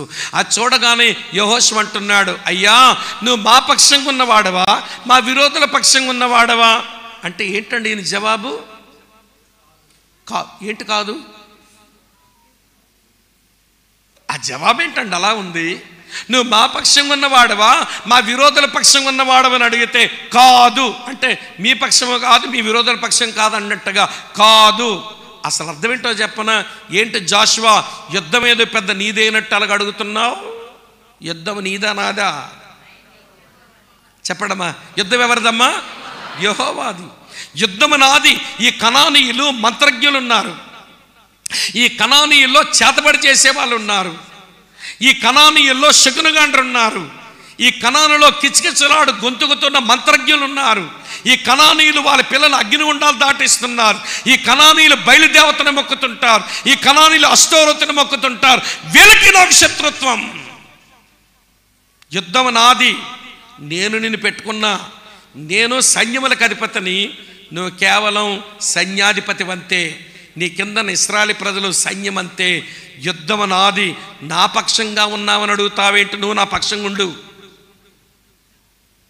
ప్రభు చెప్తున్నది ఏంటో తెలుసా? మీకు నూతనమైన నాయకత్వాన్ని ఇస్తున్నాను. ఇంతవరకు మీ ముందు నడిచిన దైవంగా మీ ముందు నడిచాను, దారి చూపించాను. కానీ ఇప్పుడు దూషణ కత్తి చేత పట్టుకొని మీకు సైన్యాధిపతిగా ఉండి మిమ్మల్ని అంతా నడిపిస్తాను. పోరాట జీవితంలో మీరు ముందుకు సాగి మీ ముందున్నవన్నీ మీరు స్వతంత్రించుకుందరు. కానీ దేవుని స్తోత్రం చెబుదామా? ఇప్పుడు కూడా అంతే. మనం ఒక న్యూ లీడర్షిప్ కిందకి రావాలి. న్యూ లీడర్షిప్ అంటే మన సేవకులు వీళ్ళని వదిలిపెట్టుకొని తిరగడం కాదు. మన ప్రభువైన యేసుక్రీస్తే మన న్యూ లీడర్. ఆయన మన మీద పెట్టినటువంటి ఎవడ కాపరులు మనకు దేవుడిచ్చిన లీడర్స్, వాళ్ళ నాయకత్వంలో బ్రతకడం నేర్చుకోవాలి. మన ప్రభువైన యేసుక్రీస్తు వారు ప్రధాన కాపరి. మనకు దేవుడిచ్చిన కాపరులు, ఆయన కింద కాపరులు వీరు. కాపరుల నాయకత్వంలో వారి నేతృత్వంలో జీవించడం నేర్చుకోవాలి. వింటున్నారా మీరంతా? ఏమండి, నేను మీ సంగతి తెలీదు. ఆంధ్రాలో చూస్తుంటాను, గట్టిగా చెప్పామనుకోండి, నువ్వు కాకపోతే ఇంకోటి లేడేంటి, నీవు మార్చుకో తల్లి, నీ జీవితం బాగుపడుతుంది, పరివర్తన చెందు, ప్రభు ఆశీర్వాదం పొందుతామని చెప్తావు. నువ్వు ఎక్కడో ఉన్నాడు సేవకుడు, నువ్వు కాకపోతే ఇంకొకడు. ముగ్గులు వేస్తూ ఉంటుంది మహాతల్లి. ఈ ఆదివారం ఎక్కడ ముగ్గు, మరొక ఆదివారం ఎక్కడ ముగ్గు, మరొక ఆదివారం అక్కడ ముగ్గు. ఏమనుకోరా చెప్తాను, ఇలాంటి క్రైస్తవులు నేనేమంటానంటే కప్పగింతులు వేసే కప్ప క్రైస్తవులు. ఈ కప్ప ఈ బకెట్లో కనబడింది ఆదివారం, ఈ సేవకుడు అబ్బా కొత్త కప్ప వచ్చింది నా బకెట్లో అని ప్రైజ్ ద లార్డ్ అనుకున్నాడు. వచ్చే వారం ఈ బకెట్లో లేదు, అది వేరే బకెట్లోకి ఎగిరింది. అది నమ్మకండి దొంగ కప్పల్ని, మోసపోతాం. నేను మాట అనుకుంటాను, నేను కనని వారు, నేను పెంచలేని వారు నా సంఘంలో నాకు అవసరం లేదు. నేను కనని వారు, నేను పెంచలేని వారు నా సంఘంలో నాకు అవసరం లేదు. ఇవ్వండి, మీరు ఎప్పుడైనా శ్రీకాకుళం వచ్చి అడుక్కోండి. సంవత్సరంలో 3-4 సార్లు చెప్తాను, అమ్మ మీ అందరికీ వందనాలు, బ్రదర్స్ మీ అందరికి వందనాలు, మీరు మాకు ఎక్కువైపోయారు, నేను మిమ్మల్ని పెంచలేను, నాకంత టైం లేదు, మాకు ఉన్న సేవకులను తక్కువైపోయాం, మీకు సేవ చేయలేం, నేనే మిమ్మల్ని వేరే సంఘాలే పంపిస్తాను, దయచేసి అక్కడ వెళ్ళి ఆ సంఘంలో సావాసం చేయండి, మీ దశంభాగాల పాస్టర్ గారికి ఇచ్చి సేవ చేయండి, మా దగ్గర నుంచి వెళ్ళిపోండి, ప్లీజ్ లీవ్ మై చర్చ్. మీరెందుకు నాకు నేను మీకు సేవలు అందించలేను, మీరెందుకు నాకు నేను మిమ్మల్ని పెంచలేను.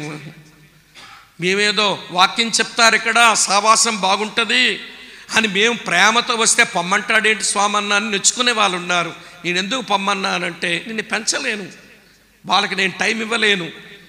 ఒక రోజున వీళ్ళందరి గురించి దేవుని ముందు లెక్కప్పగించవలసిన సేవకుండా అయిపోతాను. నీ లెక్కప్పగించలేని రోజు దోషులైపోతాను. నీ దగ్గరకు వచ్చిన వాళ్ళంతా కూర్చోబెట్టుకున్నావు కదరా స్వామి, లెక్క చెప్పు, ఈ దెబోర గురించి లెక్క చెప్పు, ఈ నతనీయుల గురించి లెక్క చెప్పు, ఈ సమయాల గురించి లెక్క చెప్పు, ఈ హన్నా గురించి లెక్క చెప్పు, ఈ తబితా గురించి లెక్క చెప్పు, ఈ సుధాకర్ గురించి లెక్క చెప్పు, ఈ స్వామి గురించి లెక్క చెప్పు అని దేవుడు లెక్క అడిగితే నా డొక్క చేసి లెక్క కడతాడు. నా డొక్క చీల్చి లెక్కలు కడతాడు. మిమ్మల్ని నా దగ్గర ఉంచుకొని నేను దేవుని తీర్పుకు లోనైపోయే దుర్గత నాకెందుకు? నేను పెంచగలిగిన వాళ్ళు నాతో ఉంటారు, వాళ్ళ ప్రభు సారూప్యంలోకి తేవడానికి తంటాలు పడతాను, బైబిల్ స్టడీ చేస్తా, ప్రేయర్లో నడిపిస్తా, ఫాలోఅప్ చేస్తా, సంఘంలో ఎలాగున్నారో చూస్తా, జాబ్ ప్లేస్లో ఎలాగున్నారో చూస్తా, ఫ్యామిలీలో ఎలాగున్నారో చూస్తా, అన్ని విషయాలు తెలుసుకొని మిమ్మల్ని పెంచడానికి ప్రయత్నం చేస్తా. నేను పెంచలేని వారు నా దగ్గర ఉండకండి, మీరు దయించి వెళ్ళండి. నేనే పాస్టర్ గారిని అడిగి ఈ ఫ్యామిలీని మీ దగ్గర ఉంచుకోండి తమ్ముడు, మంచి ఫ్యామిలీ, టైత్ తప్ప నమ్మకంగా ఇవ్వండి అమ్మా పాస్టర్ గారికి, మీరు సహకరించండి. మేము మా ఇద్దరు టైతులు ఇస్తామంటే పొమ్మన్నాడు. ఏంటి మీ టైతులు నాకెందుకు? అక్కడ తీర్పులోకి పోయే మీ టైతులు నాకెందుకండి? ఇద్దరు టైతులు కలిపితే ఒక 22,000 వస్తుంది, నాకెందుకు? అది దేవుని యొక్క దోషులైపోతా. కొంతమంది సేవకులకు ఉన్న బలహీనత అంటే, మీరు మంచోలేమో నాకు తెలీదు, కువైట్లో కొంతమంది సేవకులకు ఉన్న బలహీనత ఏంటంటే చెప్పనండి, మనుషులందరూ మా దగ్గరకు వచ్చేయాలి. ఓ అరే ఏం బుద్ధి లేనోడు రా నువ్వు. సేవకులకు 2 జబ్బులు ఉన్నాయి, చెప్తాను మీకు 2 జబ్బులు. వింటున్నారు మీరంతా? ఒళ్ళు మండుతుంది. సేవకులు 2 జబ్బులు ఉన్నాయి. ఒక జబ్బు పేరు ఏంటనంటే బాబేల్ సిండ్రోమ్. బాబేల్ సిండ్రోమ్ అంటే మనుషులందరూ మా దగ్గరికి వచ్చేయాలి, లెక్క అప్పగిస్తాను, భయపడలే. ఇంతమంది మనుషులను నా దగ్గర పెట్టుకొని వీళ్ళ గురించి లెక్క అప్పగించలేని దోషులైపోతానేమో అన్న భయం లేక మనుషులందరినీ కూడగడతానంటావే, అది బాబేల్ సిండ్రోమ్, నిమ్రోదు బుద్ధి. నిమ్రోదు మనుషులందరినీ ఒక దగ్గర పోగేసి తెచ్చుకున్నాడు, అది నిమ్రోది యాటిట్యూడ్, అది మంచిది కాదు. 2వ జబ్బు చెప్పనా? మీ దగ్గర ఉండదులేండి, ఎందుకంటే మీకు సొంత చర్చలు ఉండవు కాబట్టి ఈ జబ్బు మీకు ఉండదు. ప్రైజ్ ద లార్డ్, దేవుని స్తోత్రం చెప్పాలి. ఇక్కడ జబ్బు ఉండదు, మా దగ్గర ఉంటుంది ఆ జబ్బు. ఆ జబ్బు పేరు ఏంటంటే కెథడ్రల్ సిండ్రోమ్. పెద్ద గుడి కట్టాలి, పేరు రావాలి, నేనంటే అందరూ మెచ్చుకోవాలి. ఎందుకు ఎంత పెద్ద గుడి? జబ్బు. ఆ పెద్ద గుడి వల్ల నాకు పేరు రావాలి. అయ్యగారు ఎంత పెద్ద గుడి కట్టారో, ఫేస్బుక్లోనదే, వాట్సాప్లోనదే, ట్విట్టర్లోనదే, యూట్యూబ్లోనదే, టెలిగ్రామ్లోనదే, ఇంకేమైనా మొదనష్టపు సోషల్ మీడియాలు ఉంటే అన్నిట్లోనే ఉంటాయి ఈ పెద్ద మందిరాలు. ప్రభు కోరేది పెద్ద మందిరాలు కాదు, హృదయాలు మందిరాలుగా తయారు చేసి దేవుని ముందు ప్రజెంట్ చేయాలి. మనం దేవుని స్తోత్రం చెబుదాం. అమ్మ అర్థమవుతుందా? కనుక వినండి, ప్రభు యొక్క లీడర్షిప్ కింద ఉందాం, దేవుడు మనకిచ్చిన సేవకుల కింద ఉందాం, నమ్మకంగా బ్రతుకుదాం. ఆ సేవకుడు మన గురించి దేవుడిని లెక్కప్పగించుకుంటాడు, ఆయనకు మనం లెక్కప్పగించుకుంటూ బ్రతుకుదాం. అంతేగాని ఏమంటే ఇక్కడొక ముగ్గు అక్కడొక ముగ్గులు ఇయ్యకండి, నష్టపోతారు. ఒక సిస్టర్ గారు అంటుంది, ఏంటమ్మా మీరు ఒక స్థిరంగా సంఘంలో ఉండరంటే, ఏదైనా సంఘమే కదండి. ఓరి నంగనాచి, ఏదైనా సంఘమే కదండి, ఏదైనా సంఘమేనా, ఏదైనా బడే కదమ్మా. ఈ నెల ఈ స్కూల్లో ఉండు, వచ్చే నెల ఇంకో స్కూల్లో ఉండు, ఇంకో నెల వచ్చే స్కూల్లో ఉండు, ఇంకో నెల వచ్చే స్కూల్లో ఉండు. పరీక్షలు రాసినప్పుడు ఏ స్కూల్ నుంచి రాస్తావు? చిన్న లాజిక్ అండి. ఏంటమ్మా అక్కడక్కడ తిరిగి ఏదోదో వినేస్తున్నావు, నీ మనసు పాడైపోద్దేమంటే ఏదైనా వాక్యమే కదా ఈ గారు అంది. అందుకని అంగనాచి అన్నాను, ఏదైనా వాక్యమేనా, ఏవైనా పాలే కదా, జిల్లేడు పాలు తాగరాదు? ఏ జిల్లేడు పాలు తెల్లగా ఉండవా తాగడానికి? చస్తాం. మరి అక్కడ పనికి వస్తుంది నీకు లాజిక్. ఏదైనా వాక్యమే, ఏదైనా సంఘమే, ఎక్కడ పడితే అక్కడ తిరుగుతాను. ఒక కట్టుబాటు, ఒక నిబద్ధత, ఒక అంకిత భావం సేవకులతో కలిసి ఏమంటే నమ్మకంగా బ్రతికే మనసు లేకపోతే మన నూతన నాయకత్వంలో ఏమున్నాం చెప్పండి. జాషువా, నేను సైన్యాధిపతిని అవుతాను, సైన్యములకు అధిపతిని అవుతాను, నువ్వు సైన్యాధిపతిగా ఉండు, ఇశ్రాయేల్ అందరినీ సైన్యంగా చేసుకో, పద ముందుకి మన స్వాధీనపరచుకుందాం సమృద్ధి గల దేశాన్ని, నేను సమకూర్చిన దేశాన్ని, నేను మీ కొరకు అమ్మ వింటున్నారా, నేను సమస్తం ఉంచిన దేశాన్ని స్వాధీనపరచుకుందరు పదండి అన్నాడు. ఎన్ని చెప్పాను? ఏంటి మీకు ఇంకా ఆకలియటం లేదా? ఎన్ని వచ్చాయి తల్లి ఇప్పటికి? 6. 7 చెప్పాను, ముగించేస్తాను. నూతనమైన చెప్పండి, మొదటిది స్థానం, నూతనమైన విశ్వాసం, నూతనమైన గౌరవం, నూతనమైన భోజనం, నూతనమైన ఆరంభం, నూతనమైన నాయకత్వం. చివర చెప్పి ముగించేస్తాను. 5వ అధ్యాయం 14-15 వచనాలు చూడండి. ఏముందంటే చదువుతున్నాను. 14వ వచనాలు, యెహోషువ నేలమట్టుకు సాగిలపడి నమస్కారం చేసి, నా ఏలినవాడు తన దాసునిగా సెలవిచ్చున్నదేమని అడిగాను. అందుకు యెహోవా సేనాధిపతి, నువ్వు నిలిచి ఉన్న ఈ స్థలము పరిశుద్ధమైనది, నీ పాదరక్షలు తీసివేయమని యెహోషువతో చెప్పగా యెహోషువ అలాగూ చేశాను. ఈ 2 వచనాల్లో దేవుడు నూతనమైన పద్ధతి నేర్చుకో, న్యూ మెథడ్. నీ ముందున్న ఆశీర్వాదాలు స్వతంత్రించుకోవడానికి, నీ ముందున్న దీవెనలు సంపాదించుకోవడానికి న్యూ మెథడ్ అలవర్చుకో. ఏమిటా న్యూ మెథడ్ అంటే, నా పరిశుద్ధతను సన్మానిస్తూ నా ముందు సాగిలపడుతూ ఆరాధన పద్ధతే ఏమంటే ఆశీర్వాదాలు తెచ్చే పద్ధతి. చప్పట్లు కూడా స్తోత్రం చెబుదామా? ఏం పద్ధతి అండి ఇది? గట్టిగా చెప్పండి, ఏం పద్ధతి అమ్మ ఇది? ఆరాధన పద్ధతి. ఏమండి, ద మెథడ్ ఆఫ్ వర్షిప్, ఆరాధన పద్ధతి నేర్చుకోవాలి. నాకు భయం వేస్తుందండి ఈ రోజుల్లో. మీకు భయం వేస్తుందో లేదో నాకు తెలియదు, మీరు ఆలోచిస్తున్నారో లేదో నాకు తెలియట్లేదు. కానీ ఆరాధించడం ఉత్కృష్టమైన పని, కానది నికృష్టంగా చేస్తే దేవుని సందులోని చచ్చిపోయారు కొంతమంది. అహరోను కుమారులైన అబీహు నాదాబులు ఆరాధించడానికి వచ్చే చచ్చిపోయారు. అననీయ సప్పీరా అనేటువంటి వాళ్ళు ఆరాధించడానికి వచ్చే చచ్చిపోయారు. ఆరాధించడం అది చాలా ఉత్కృష్టమైన పని.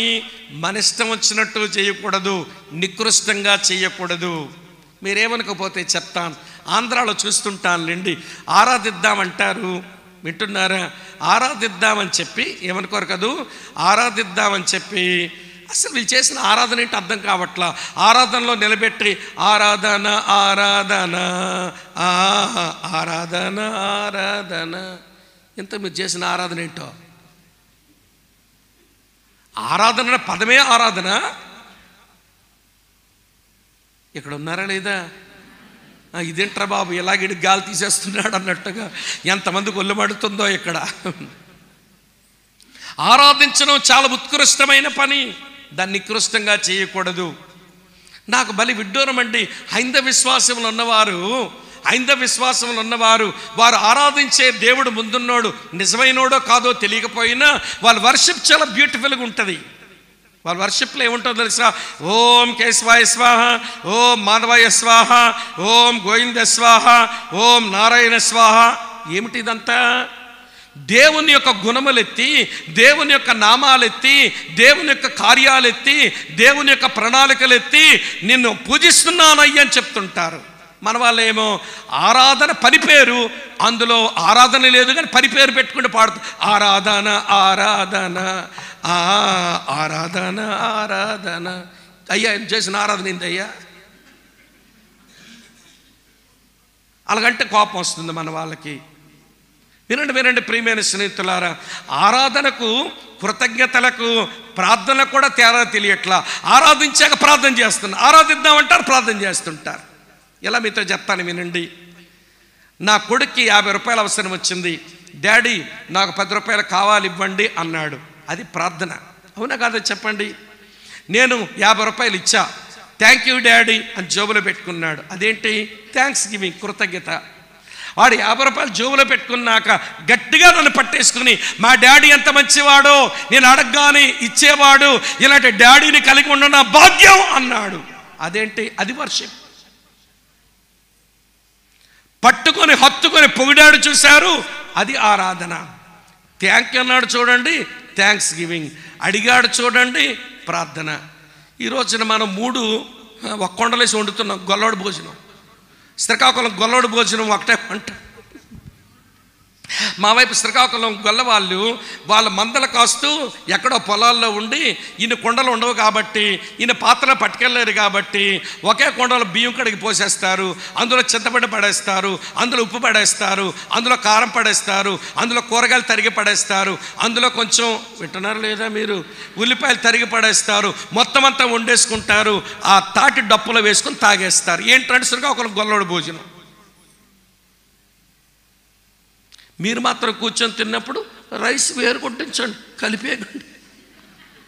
దాని మీద సాంబార్ పోయమంటే సాంబార్ ఎప్పుడో ముందు కర్రీ పెట్టండి, కర్రీతో కొంచెం తింటావు. తిన్న తర్వాత ఏమో ఇప్పుడు సాంబార్ పోయండి, సాంబార్తో తింటావు.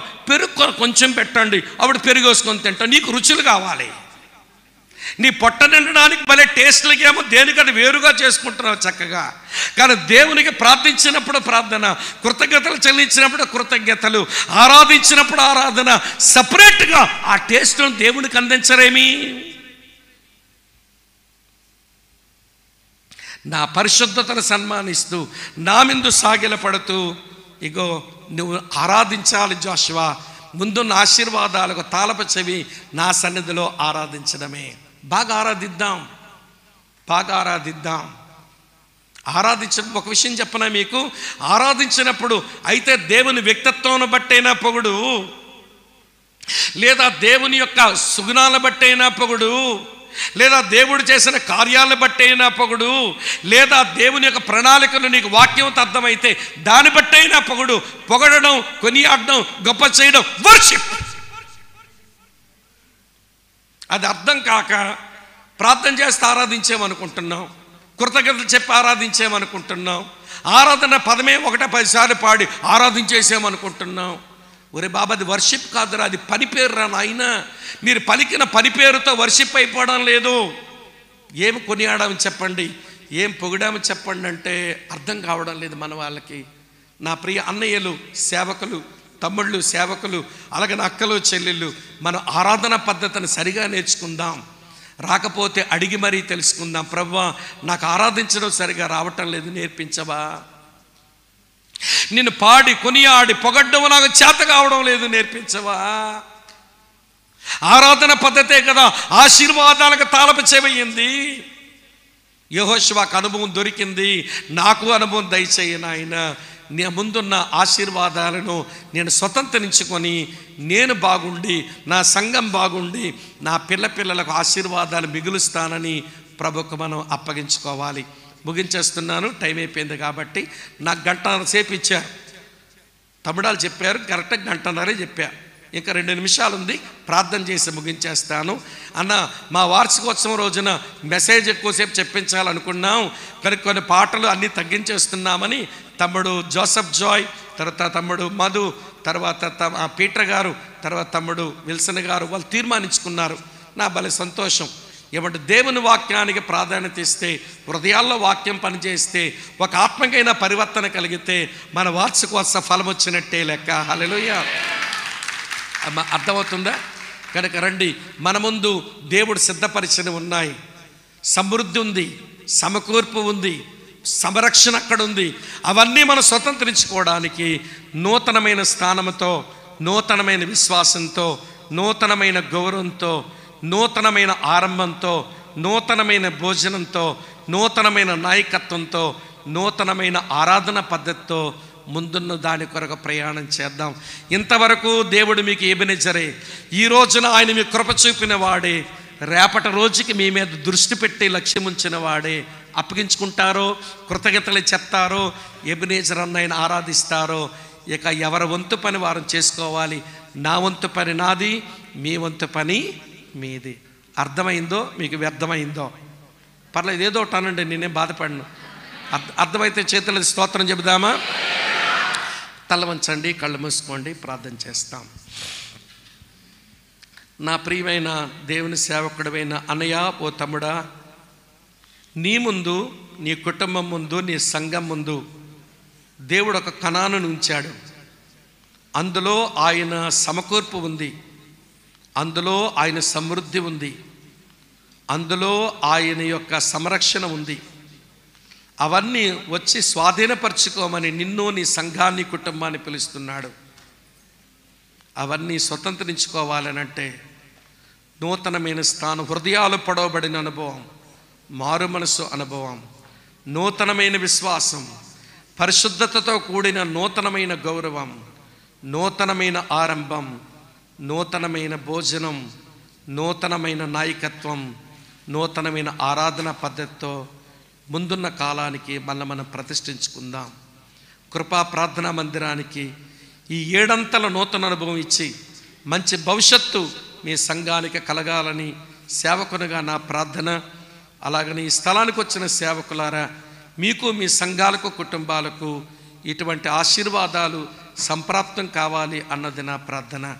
ఈ మాటలు ఆలోచిస్తూ ప్రార్థన చేసుకుంటున్న మీరు, అన్న స్వామి అన్న, లేదా తమ్ముడు స్వామి తమ్ముడు సేవకుడా, మేము ఆ నూతనత్వం కొరకై మమ్మల్ని మేము అప్పగించుకోవాలనుకుంటున్నాం. ఈ రోజున మా కొరకై ప్రార్థన చేయండి. 7 అంతల నూతన అనుభవం కావాలి, మా ముందున్న ఆశీర్వాదం, దీవెన మా సొంతం కావాలి, మా కొరకై ప్రార్థన చేస్తారా అనేవాళ్ళు ఇక్కడ ఎవరైనా ఉంటే, నేను చెయ్యొత్తమని అడగను, ఆ పని చేయడం కొంచెం తేలిక. కానీ మీరు ఉన్న పాటున నూతనత్వం కొరకు తీర్మానం చేసి అప్పగించుకున్న వారైతే మీరు కూర్చున్న స్థలంలోంచి లేచి నిలబడతారా? మీ కొరకే ప్రార్థన చేసి తమ్ముడు పీటర్కు నేను మైక్ హ్యాండ్ ఓవర్ చేస్తాను. ఎవరు చూడొద్దు, నిలబడగానే వెంటనే కళ్ళు మూసుకొని మిమ్మల్ని మీరు దేవునికి ప్రతిష్ఠించుకోండి.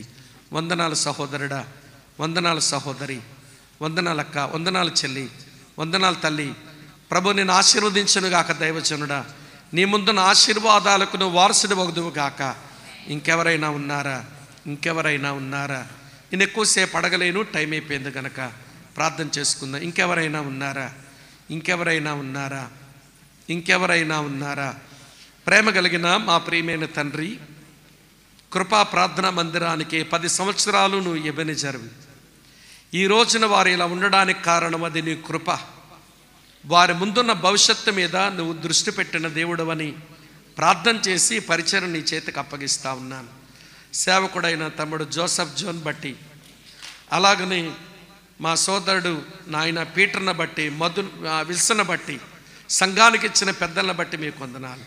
వీరంతా మరో సంవత్సరంలోకి అడుగు పెడుతూ ఉండగా నూతనమైన అనుభవాలతో వారిని నడిపించండి నాయన. వారు ఇచ్చిన పిలుపుని తీసుకొని అతిథులుగా, ఆహ్వానితులుగా మేమంతా వచ్చాం. నీ వాక్యం విన్నాం. మేము మనుషుల మాటలు వినడానికి రాలేదు, నీ వాక్య తలంపులు వినడానికి వచ్చాం. చాలా విషయాలు వింటున్నప్పుడు మా లోటుపాట్లు కనబడ్డాయి. మీరు మమ్మల్ని క్షమించాలి ప్రభువా, మీరు మమ్మల్ని క్షమించాలి. నీ పరిశుద్ధ యవ్వన రక్తములు మమ్మల్ని కడగండి, శుద్ధీకరించండి. మా ముందున్న మంచి భవిష్యత్తు వారు సిద్ధపరచండి. ప్రతి ఆశీర్వాదం మా సొంతమగునట్లుగా, ప్రతి దీవెన మా సొంతమగునట్లుగా మీ కృపాకారం చేయమని నాయన, ఈ పట్టణంలో అలా కువైట్ మహాదేశంలో నీ కొరకు బ్రతుకుతున్న మా సేవకులు, అందరినీ, వారి కుటుంబాలను, వారి సంఘాలను మీ 2 చేతులెత్తి ఆశీర్వదించి మీరు వర్ధిల్ల చేయండి. రానున్న రోజుల్లో ఈ ప్రాంతాలలో నీ గుర్చిన సాక్ష్యం అది ప్రసరించబడినట్లుగా, ప్రాకునట్లుగా మా ప్రియులందరినీ వాడుకొనుము. నాకును ఈ తరుణం ఇచ్చారు, మీరు ఏం చెప్పమన్నారు అది చెప్పేశాను. నేనేమి దాచుకోలేదు. అది మీకు తెలుసు, నాకు తెలుసు. మీరు ఇచ్చిన మాటలే ఈ ప్రజలతో చెప్పాను. అర్థం చేసుకొని, అన్వయించుకొని, అనుభవంలోకి తెచ్చుకోవడానికి మా ప్రియులందరినీ జ్ఞాపకం చేసుకోండి. నీవు సిద్ధపరిచి ఉంచిన ఆశీర్వాదం, దీవెన కొరకు నిలవబడిన నీ సేవకులను, విశ్వాసులు అందరినీ మీ 2 చేతులెత్తి మీరు ఆశీర్వదించి వారిని మీ దీవెనతో నింపమని, మహిమ ఘనత ప్రభావాలు మీరే పొందమని యేసుక్రీస్తు నామాన్ని స్తోత్రించి ప్రార్థిస్తున్నాము తండ్రి. ఆమేన్, ఆమేన్.